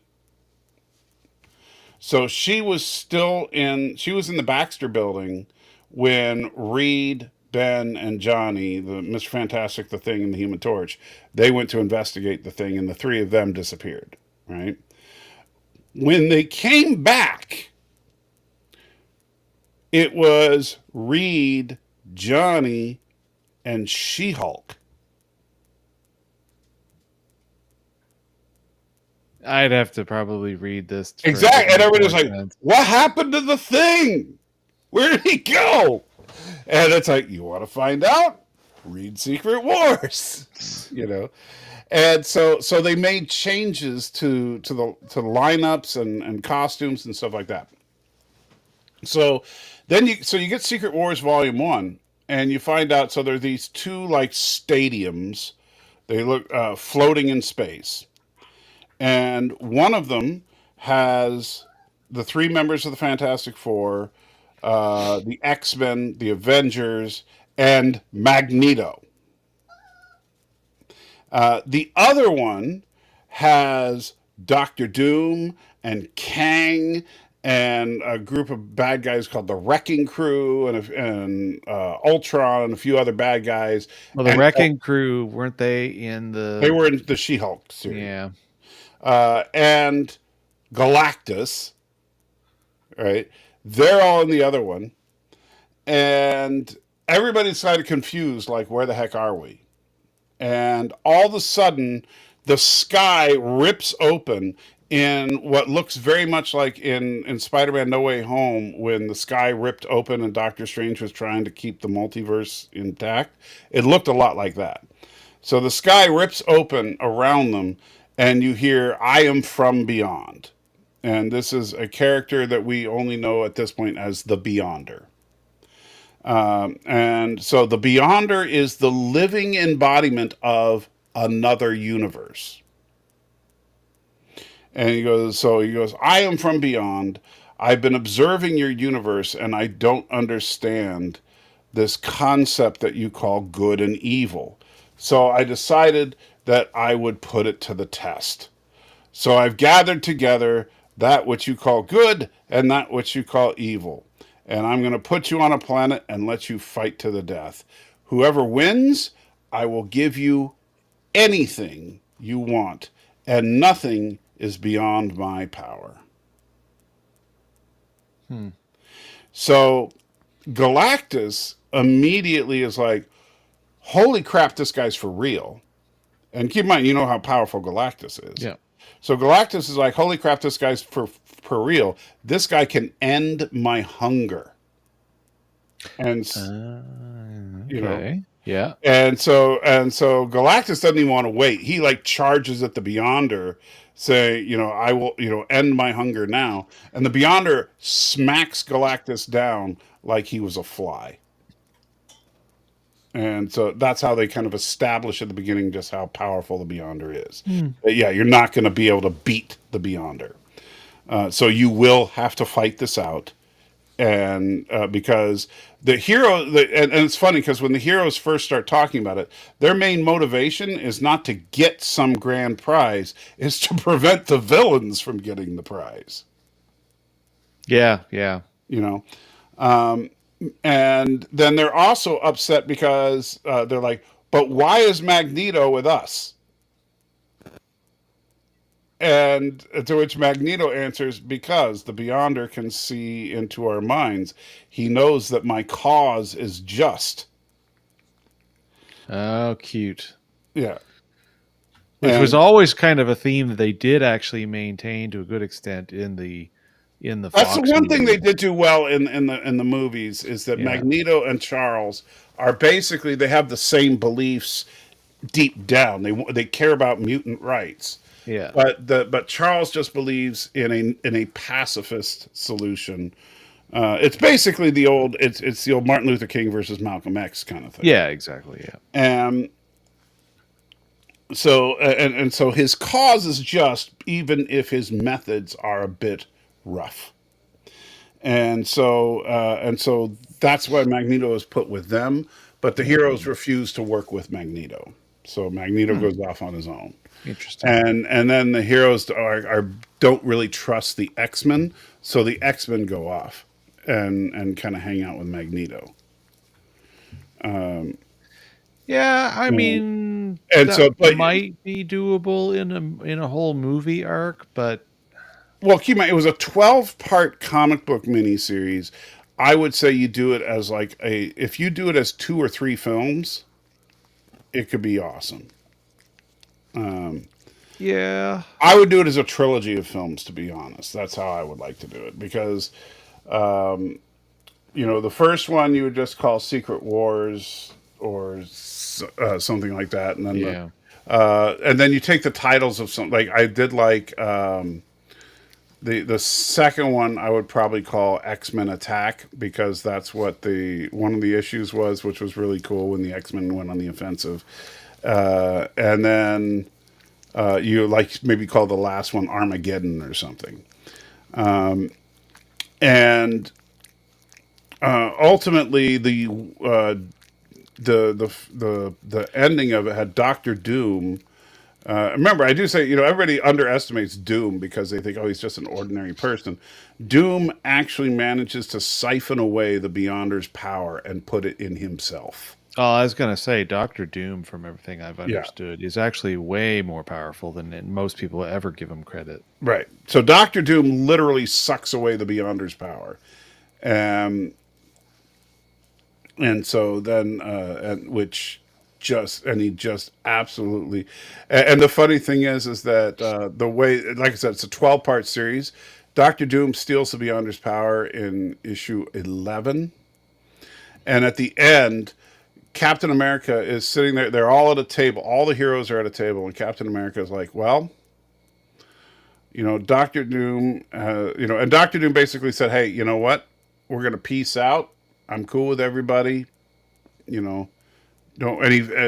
Let's not, we don't need to fight. And so then the heroes are like, wait, we can't let Doctor Doom have ultimate power.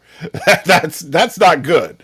And Captain America's like, okay, well, we need to vote on this because if we attack him, there's a good chance that we'll all just be struck dead by a bolt from the blue. So it needs to be unanimous. Let's take a vote. And they go around the table and everybody says attack. And then finally, Captain America gives the last vote and he says, I agree. We attack. And then the last frame is kaboom! And everybody is dead. Oh, Literally eviscerate. You see arms flying and just, oh my! For 1986, it was as graphic as you could get in the comic book. They were just everybody is completely dead. And, but it turns out that the problem with ultimate power is that if you just get somebody to think, hey, what if they're still alive? They come back. And so there's more shenanigans that take place. Interesting. But I could be such a cool trilogy of movies. And in fact, that would be the great way to end the second movie. Oh, just be kind of like the way the snap happened, where it's just like, yeah, oh, except crap. that this one, everybody dies, Yeah. And you're just like, holy crap. And then at the end credits, you just say, Doctor Doom will return, Yeah. And and then in the last one, who ends up bringing him back is a character who you have seen before, Claw. He was in the the last time you saw him was in Black Panther. He has the fake arm with the sonic cannon on it. and he was killed by Michael B. Jordan in order to. Oh, you mean Gollum, that guy. Gollum guy? Yeah. Yeah. He wasn't called Claw. Yeah, that's his last name, Ulysses Claw. Oh, that's right. I totally forgot about Mm-hmm. that. And so in the comic books, he's just called Claw. Oh, okay. And so Claw is the one that actually ends up saving the day. So Interesting. he was obviously on the bad guy side. Yeah. But the cool thing about the Beyonder is that since the Beyonder works outside of time and space, you could use that as an excuse to bring back dead bad guys. Yeah, but you got to be so careful with this, because one of the things, and I watched a video recently that talked about the functionally speaking, probably one of the biggest problems with a lot of movies and a lot of franchises is that writers are terrified of finality. Yes. And it cheapens all the stories. And you can look and find it in Star Wars, Star Trek, Marvel. It's just everywhere now. Like it used to be, like, I remember when I was a lot younger, obviously back in the very early 90s and late 80s, when you'd have these, when the whole whatchamacallit, sequels were the biggest thing. Like everything had to have a sequel. But then you started getting into these franchises where it's like, oh well, to be dramatic, they kill off a character immediately. Like, say, I mean, it's but then you find out they're not really dead or something. Oh no, I mean, like, they're gone. Like, say, well, if we come forward into the 2000s and we talk about the first Spider-Man movie, so as much as William Dafoe's Green Goblin is absolutely sublime, because William Dafoe is an awesome actor, they kill his character at the end of that movie. Yeah. But I actually really liked his return in No Way Home. Yeah, the way they did handle that was interesting. But one of the things that I started to realize is that if you don't have that kind of closed book storytelling, then things become either awfully repetitive or derivatively repetitive. Right. And then it's kind of like the mockery that gets laid at the feet of James Bond movies back in the day, like way back in the day when we were knee-high to grasshoppers or not even born. The Bond movies, everything was always a nuclear weapon. Right. So, which of course meant that the peril was always dialed up to 11 immediately. Yes. Everything was a nuclear weapon all the time. Yes. Dr. No has stolen nukes. Yeah. But yeah, I don't know. They got to get away from making the mistake of having just insta replace, because that's really what this whole season feels like this, because it's or not season, this whole phase or pair of phases even. Yeah. It's just hard. And yes, Stanley, I'm sorry I didn't answer a minute ago. They do have a Secret Wars movie planned. The problem is it's not the Secret Wars that I just finished describing. The Secret Wars that they're planning on doing is the other Secret Wars, which is a multiverse war. And that's with Kang at the heart of it. And I think doing the Beyonder thing would be much better for the MCU. People would have an easier time following it. I think it would just be cool to see all the heroes fighting all the villains. And you bring in a few new baddies over the next few years, and then you bring them into Secret Wars. So that's... So if you introduce Galactus, for example, and it takes everybody's combined efforts, everything they have, just to get Galactus to not eat Earth... but remember, you can't kill Galactus. It doesn't happen. Galactus either leaves or he wins. Those are the options. And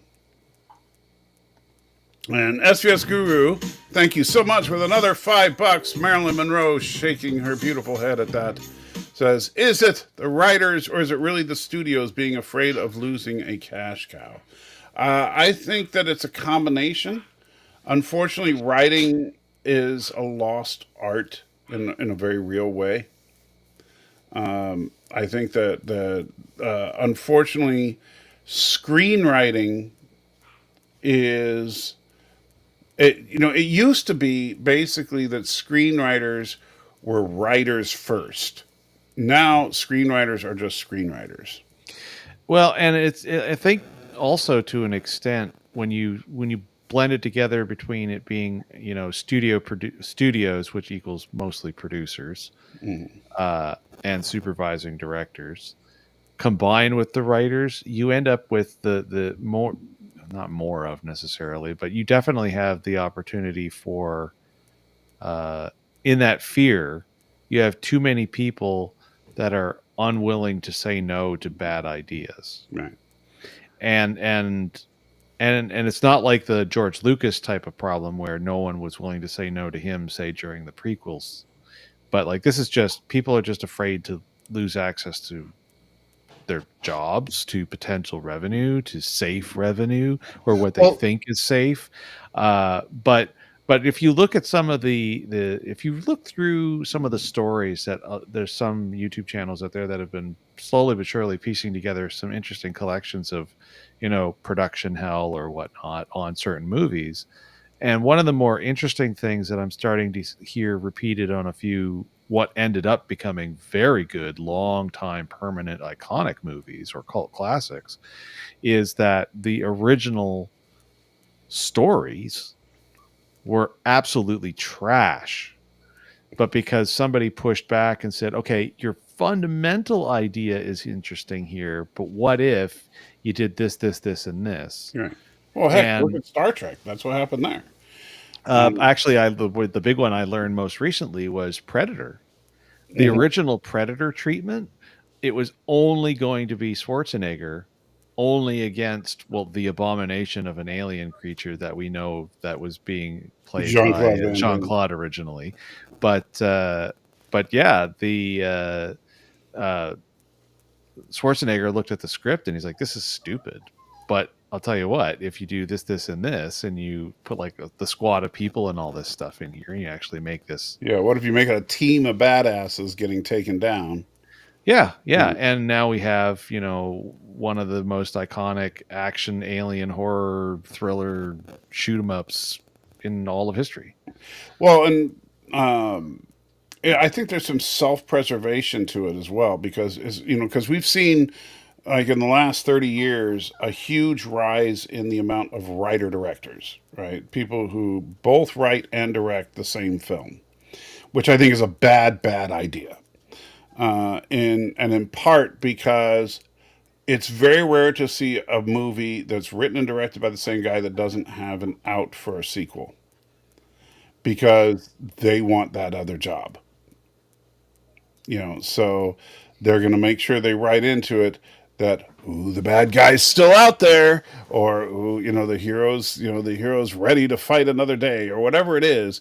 They're going to write that into the ending of the story so that people will anticipate a sequel. And I would, unfortunately, and while I love Marvel, I know I'm one of the few people that's still willing to say that.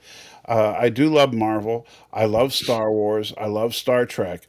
But I don't want every movie to be a franchise.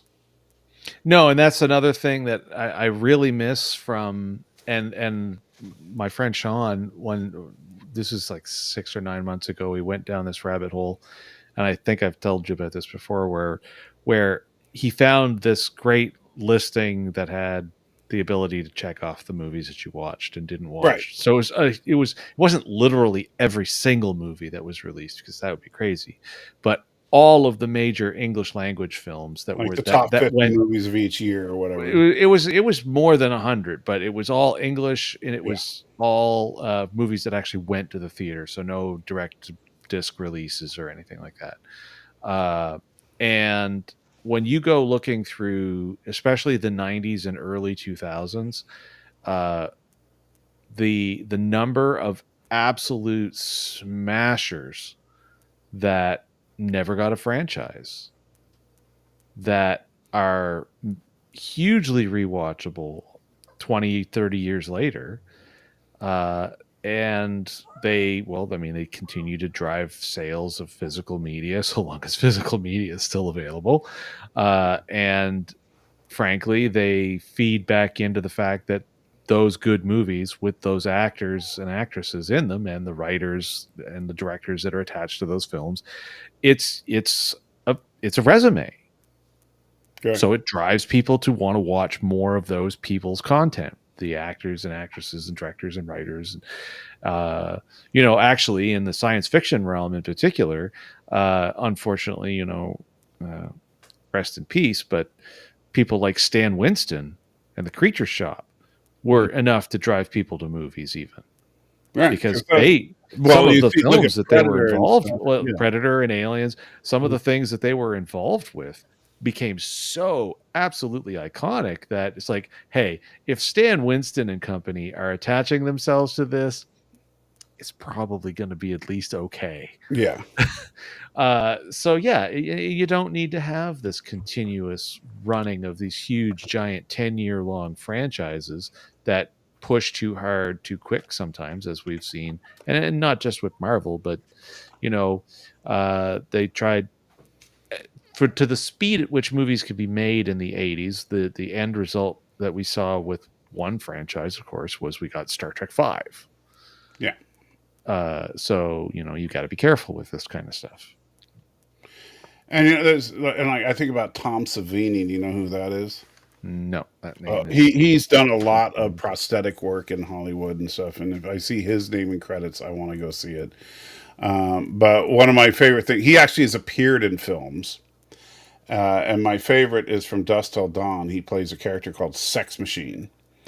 And he makes a gun, and he built this himself, a gun built into a cod piece that looks like a penis. And so the barrel of the gun is a penis and it's a double revolver. So That was each of the cylinders represents the testes. Yeah.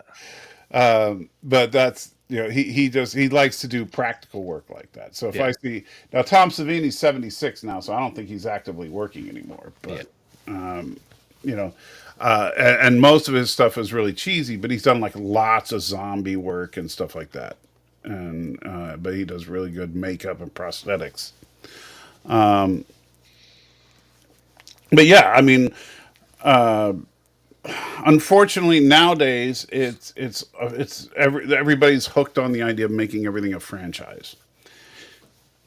And franchises are great, but franchises need to just be in their own realm. But the real, the real beauty of Hollywood should be that there's a mix of experimentalism and franchises and adaptations of classic works and all this going on at the same time. Yeah.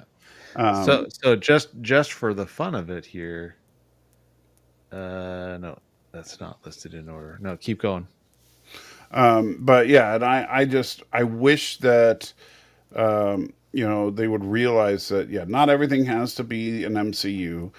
Just because the MCU made billions of dollars, and that's it's like the Star Trek problem. Paramount keeps wanting to try to make Star Trek into another Star Wars, and that's never going to happen. No, we beat that horse. Yeah, into glue and back. So yeah, but they're still trying to do it. I know, and that's one of the reasons we're having problems with the writing in Trek. Yeah. If they would just stop, like Picard is very symptomatic of it, where they tried to make Picard more action heavy than it should have been. And, people are like, oh, this is classic Picard. No, Picard is not action. Classic Picard should be him preventing a battle. Not him having the Enterprise, be an X-Wing fighter flying into the Death Star. Yeah. So they kind of missed the whole flavor of what Picard was about in Picard. But I get it. A lot of I'm not trying to argue the member berry thing. It's just that that was to me a fatal flaw in that we're trying to make Star Trek into Star Wars. Yes. And the Enterprise we're trying to make into an X-wing fighter. And it's like the Enterprise is, if you think about it, the Enterprise has got 17 science laboratories on it, right? How many science laboratories are on a Star Destroyer? Probably only just enough to do the interrogations. Well, there's torture chambers. If you want to call that a science lab. But the point being that, nobody cares because the Star Destroyer is just there to blow things up. And that's what Star Wars is about, is blowing things up. And that's fine because that's Star Wars. It's in the title. Unfortunately, and I think that's intentional. Like if you think about Star Trek, is mankind trekking into the stars and exploring and learning and sciencing and all that cool stuff. Star Wars is hardcore action. Yeah, exactly. It's space opera, and space operas are busy. Yeah, and that's fun, and both are awesome. The problem is that Star Trek is less awesome to a mass media, Yes. or to a mass market. It's a more targeted audience. It's the same thing as, I'm a huge Alien and Predator and Aliens and Predators in the same movies franchise kind of guy, but I also understand that that's a much more niche category of movies. People aren't going to just be, you're obviously not going to take your kids to it, so it instantly drops a huge percentage of people out of the mix. However, I gotta say, I am really looking forward to Alien Romulus. Well, I heard that the man watched it, and apparently the man really likes it. I don't know who you mean, Ridley? Yeah. Yeah. Well, I know that. Keep in mind, the guy that wrote and directed it is the same guy that did Don't Breathe. Oh, I know. We were talking about that on the weekend. Yeah, we know how intense that was. And they've been saying over and over, this movie is going back to the horror roots of Alien. And I hope that they do it right. What better director than the guy that did Don't Breathe? Agreed. That was, yep. And because if you think about it, it's Don't Breathe on a spaceship. Yes, except, and probably way more messy. Yeah. And that's saying something. Yeah. So I am so looking forward to Alien Romulus because the Alien franchise is one that should be so easy to make good movies on, and yet director after director after director has screwed up. Including the original. Yes. And same thing with Predator, honestly, is that why what? Hey, how you doing, PJ? He's busting your balls. He means old mischief, yeah. No, this is not Loki's channel. Let's see, since we're actually done talking about the show now, we're just kind of filling the last little few minutes here. But yeah, if we need to create a generic scene for when we're just ranting afterwards. Yeah, we'll have to come up with something. But yeah, the Alien Predator franchise, I think, should be rebooted and purposely tooled to be. Oh, and thank you so much, SVS Guru, with another $5. Man, I look. I'm not going to say don't give because, man, you have no idea how much this helps me. But please don't give more than you can afford. And I know, I don't know. For all I know, you're a billionaire. So he's sitting in Liechtenstein with his castles. Yes, I have no idea. But I just want to be sure. But anyway, it says, yeah, but James Cameron also praised Terminator Genesis, and we all know how that turned out. That is true. Yeah, we have to be careful. But the difference between Terminator Genesis and this is that, like I said, we just watched the magnum opus of what's his name, Feedy? This writer director that made Don't Breathe, and if this guy puts that kind of effort into an Alien movie, I can only imagine how awesome it should be. Because Don't Breathe, if you have not seen it, SVS Guru, man, is it good. To me, it's one of the best horror movies ever made. And and granted, I'm not the biggest horror movie guy. My wife is more of a horror movie person than me. But I love that movie because not only is the suspense we say dialed up to 11, it's dialed up to 12. I've never felt suspense like in that movie. Like when they're in the room in the basement and he's got a gun, they don't. It's pitch black. Everybody's like trying to be quiet and sneak around, and oh man, that's intense. And so if they can pull that kind of level of intensity off with an alien running around, and that'll be great. I'm 100%. Well, yeah, what I was going to say is what I think we need to do is reboot the Alien and Predator franchises at the same time with horror in mind. And singularly R-rated horror.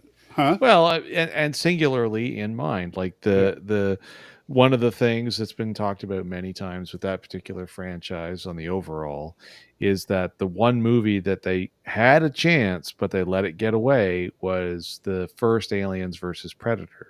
Mhm. They had the basics of an excellent story, but first And it was PG-13. it was too quick, and it was PG-13. Yeah. And because of that, it was instantly considered not worth real fans' time. Yes. And a lot of people didn't. I never went to it at the theater. I only saw it after. I saw it in theaters, and I enjoyed it. I'll admit it, but I think it should have been a lot better. Yeah, and if it had have been done better, then it would have probably kept things alive a lot more than they unfortunately devolved into. The only good Predator movies that we had, other than the first one, was Predators and Prey. Yeah, Predator 2, it was way too over the top. Yeah, Predator 2, I did. Yeah, I know a lot of people liked it. I did not like Predator 2. And I do like Predators. That's the one with that they go to their hunting. They get kidnapped to their planet on the So I like Predator, Predators, and Prey. I think that should be that's the Predator trilogy. That's the trilogy. Yeah. The Predator and Predator 2 are just meh. Yeah, The Predator is catastrophically bad. Yeah. The Predator is and I will say this, AVP is at least watchable. AVP 2 is absolute garbage.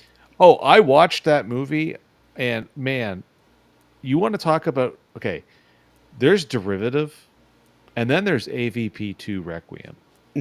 Because if you actually, this is one of those ones, if you actually sit and you pay attention, they steal from every single movie from the entire Aliens and Predators, Alien and Predator franchise movie storytelling that you possibly can pull from, including the get to the chopper and her driving the APC and the rescuing the girl. It's just like, can you have an original thought for just a minute? Now, what about, do you think that they should do something with the Terminator series? No. There should never have been anything after Terminator 2. And see, I would even argue that there shouldn't have been a sequel at all. The Terminator 2 didn't even need to happen. Because the problem is that Terminator 2, I don't think that you should have ever made the Terminator the hero. I didn't like that. If you only ever had the first and second movie and you didn't have anything else to actually be thinking about, and that was it was just a pair of movies, I guarantee you'd be perfectly satisfied with having had both of them exist. But because we've had this mess of everything else that just pollutes your memory on how things behaved. Oh man, don't even start about the thumbs up in The Predator. That was the worst gag in a movie ever. Ugh. Yeah. But yeah, I'll give them the first and second for the Predator, or for Predator, or not Predator. Sorry, for Terminator. Or Terminator. But anything else outside of that, it should just never have been done. You see, The I third wouldn't one is watchable, but it didn't add anything to the franchise, really. see. I think what they should have done, honestly, and you know, I get that really the Terminator is what made Arnold Schwarzenegger a superstar. However, I think that one of the biggest problem with the Terminator films is that they got obsessed with the idea that every Terminator should look like Arnold Schwarzenegger. Because that's not what the Terminators were supposed to be. Because if they all look like Arnold Schwarzenegger, then wouldn't the humans just keep an eye out for guys that look like Arnold Schwarzenegger? Right? Well, You know? That kind of well, there was something in actually, I believe there was even something actually shown in the first Terminator movie. yeah, in the first Terminator, there's a scene that you see of the future where another Terminator attacks. but it wasn't an Arnold. It was Right, it was something- not an Arnold, and that was the whole Yeah. point. Was that the Terminators were all different? Yeah. They were all big, buff guys because there were combat chassis underneath. Yeah. Now the reason that they said that they sent back the same kind of looking one in Terminator 2 is was because of the familiarity aspect. Right, but the problem is that by the time we get to like Terminator Genisys, like they all look like him. Oh, Yeah. it's just And but what I like there was a comic book I have that's called Terminator Secondary Objectives, and I actually kind of like it. Is that and no, I didn't forget about the Sarah Connor TV series, Chief. I just think it's unnecessary. Yep. You know, Was it a cool place for what's her face? I can't remember her name. it would have been better if Linda Hamilton was in it. Well, the No, don't get me wrong. I actress- think she did a fine job in Sarah Connor Chronicles. the lead. actress that played the Terminator, I enjoyed seeing her in that because of her having been cut short from playing River Tam. In, Oh yeah, she was good. yeah. But it didn't feel like the Terminator. To No. me. And that's the problem. Sarah Connor Chronicles feels like it's completely off in its own universe. And it got so timey-wimey. It was like, oh, we've been sending crap into the past for years. It started to almost feel like a multiverse without the multiverse because it's Right. like how many? Because remember, there were episodes where there were Terminator like T-800s that didn't look like Arnold that were sent to all these different places to start establishing all these various things. It's like, what? And the problem is that, so this is where the Terminator franchise really breaks down. Is that if you have this time displacement equipment and you can do what you can do with it, why not send a Terminator back to 1890 and kill Sarah Connor's great grandmother? Because they're not going to have anything to defend against him. Well, comically enough, in a sense they started to get that far in the Terminator Dark Fate, because the Well, in implication. Dark Fate, though, it's a. And by Or the no, way- it wasn't Dark Fate. It was Genesis, because the Sarah Connor, played by Linda Hamilton. no, Or no, the other Sarah Connor. Yeah, the young Sarah Connor. Yeah. yeah, there was a T-800 sent all the way back when she was a kid. Right. So like, yeah, I mean, just stop it. Just- But I mean, no. then, you know, yeah, they could have done so much with that franchise, and they just didn't. Yeah. So, yeah, I think the Terminator. The problem with time travel is that it's always going to get messy. Unless you have because the problem is the only way you can do time travel and have it work is if every single incident has a bad guy and a good guy going back in time and preventing anything from changing. Yeah. And then it just becomes wash, rinse, repeat. Yeah. Yeah. So, but I do think the Alien and Predator thing could work as a big franchise. Yeah, I mean, there's a lot of stuff like if you just for that one, though, that's one of those ones where, as much as if we only ever had if you only ever had Alien and Aliens, and we never had anything else, other than, of course, all the work that the Dark Horse comics put out. Right. But none of that's canonical. Which, yeah, that's just beta. I would probably still be extremely happy because those two movies are they're timeless. Right.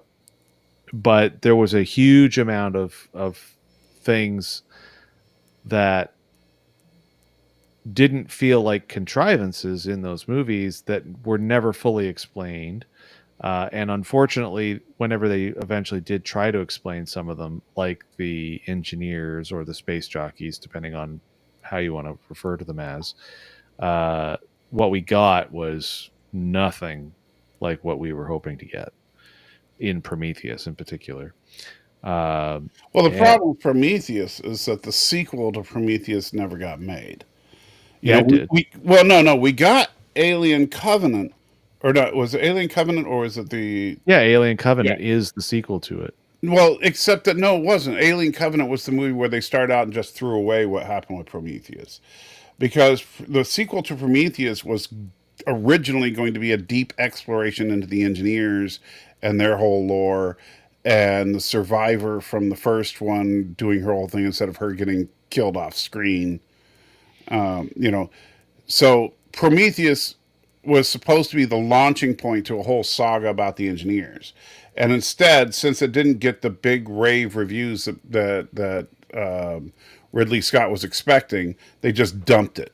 They literally dumped it because then they dropped the toxic weapon on the engineers. And I think that was a big mistake because I thought the engineers were interesting, but they didn't do anything with them. They just kind of like they introduced them in Prometheus, and then in the follow-up movie they immediately just kill them all. Yeah, I guess I'm gonna slightly backpedal on one particular element, although there's another way that it probably could have been brought in, and that was within the movies, the alpha canon, the wink wink nod nod that aliens and predators exist in the same universe came at the end of the Predator 2 movie. Yes. So functionally speaking, if we deal with that and have to eat it on that one, then between those 4 movies, the 2 Alien and the 2 Predator, up till 1990 was when the second Predator movie was released, I believe. Something like that, yeah. Then you also now have a whole thing with the Yautja, as they're called, the Predators. You could have all that interaction. Like, there's a lot of lore that could have been built out. They could have slowed down a little bit and kind of worked on a universe to build all this stuff out with. Right. But nobody ever really did. And comically enough, and I don't know if you've ever played them, but the second Aliens versus Predator video game actually ends up having a far better storyline in it than than Alien 3 or Alien 4. Well, you know what I thought had or the first Aliens versus Predator movie, or the second one for sure. I don't know if you played it, but what had a surprisingly good story to me was Alien Isolation. I gotta finish that. I only got to a certain point. I haven't finished it yet, but yeah, my character got stuck. Like, I screwed up bad, and I actually have to now restart the game. Oh, the game is unbeatable in my opinion, but I love the concept that you're playing Ripley's daughter. I've watched playthroughs of some of the sections, and man, that game is, the storyline in that game is really good. It's but that's something you could still do. You could make a movie today about Ripley's daughter, because all we know about Ripley's daughter is that she died at the age of 60, whatever. Yeah. And so, but we don't know what she did. No. And so she may well have gone out after looking for Ripley and had encountered xenomorphs. And we don't know what the Weyland-Yutani company's been doing in the meantime. And when they go out and, the thing, I wanted to see more of that universe explained and explored. Like, if we go out and colonize planets as humanity is exploring the universe in this dark dystopian type universe. Yeah. And we stumble across these xenomorphs, and we're, at this point, the base horrible people at Wayland Yutani want to use it as a weapon, but we're also we're realizing that these predators are out there that are far superior to us, and that could give them motivation for trying to get the aliens. Yeah. Because right now, just on the and that could be something they know about that most people don't, because it seems really stupid that a big corporation like Wayland Yutani is like, oh yeah, just capture one of the aliens. Never mind the fact that it can wipe everybody out. Oh, thanks for the super sticker. And Orville Nation with a $3 pair punch. I do love the fact that it gives us graphic description in EV Mux. A pair punching the air with fist in quotation marks and bump written on his knuckles, which of course I can see in the YouTube chat. Thank you so much, PJ. I do appreciate it. By the way, thank you also for the direct message. I did call that person, but they unfortunately did not answer. I was going to ask you and send it to me on X because I won't remember anything now. But what time zone is that person in? Because I was just thinking, hey, we're in a global kind of community, so maybe I'm calling someone in Europe, and that's why they didn't answer their phone, because I was calling them at 3 o'clock in the morning or something. So let me know. Who's that? Oh, you're talking PJ? Yeah, I'm talking to PJ. Okay. But thanks, PJ. I truly appreciate it, and all of you guys that donated. Especially you, SVS Guru. Thank you so much, Lee. If you're listening, thank you again for the $100 from yesterday. That was insane. That person's on Mountain Time. Okay, so they were. Well, maybe they just weren't there. But no worries. I'm not stressed about it, but I am stressed about it, but I'm not stressed about that part of it. Anyway, but I'm not going to turn this into a complaining session. We'll do that later. So we were just complaining about aliens and predators and stuff. So, but tomorrow you're going to see superheroes like you've never seen. Tomorrow? Yes, tomorrow's Saturday. Yeah, we're watching Star Trek Animated. Right, and then we're going to watch Chronicle. Oh, do you have Chronicle? Yes. Ah, okay, yeah. So it kind of fits the Halloween vibe, but not really. But kind of will make it work. Okay. It's not scary Well, you'll see. But yeah, it's kind of cool. Anyway, so with that, we'll wrap things up because, I'm sure that, Jason's wife has been kind enough to donate so much time. So today's show brought to you by Jason's wife. Indeed. Without her, I wouldn't be allowed to play. And so, remember, you are the salt of the earth. I am the salty trekker. Jason is the crustyish Canuck cheese fat thing there. Man, bear, pig, cheese, cat. Man, bear, pig, cheesecake. Man, bear, pig, cheesecake. Cheesecake?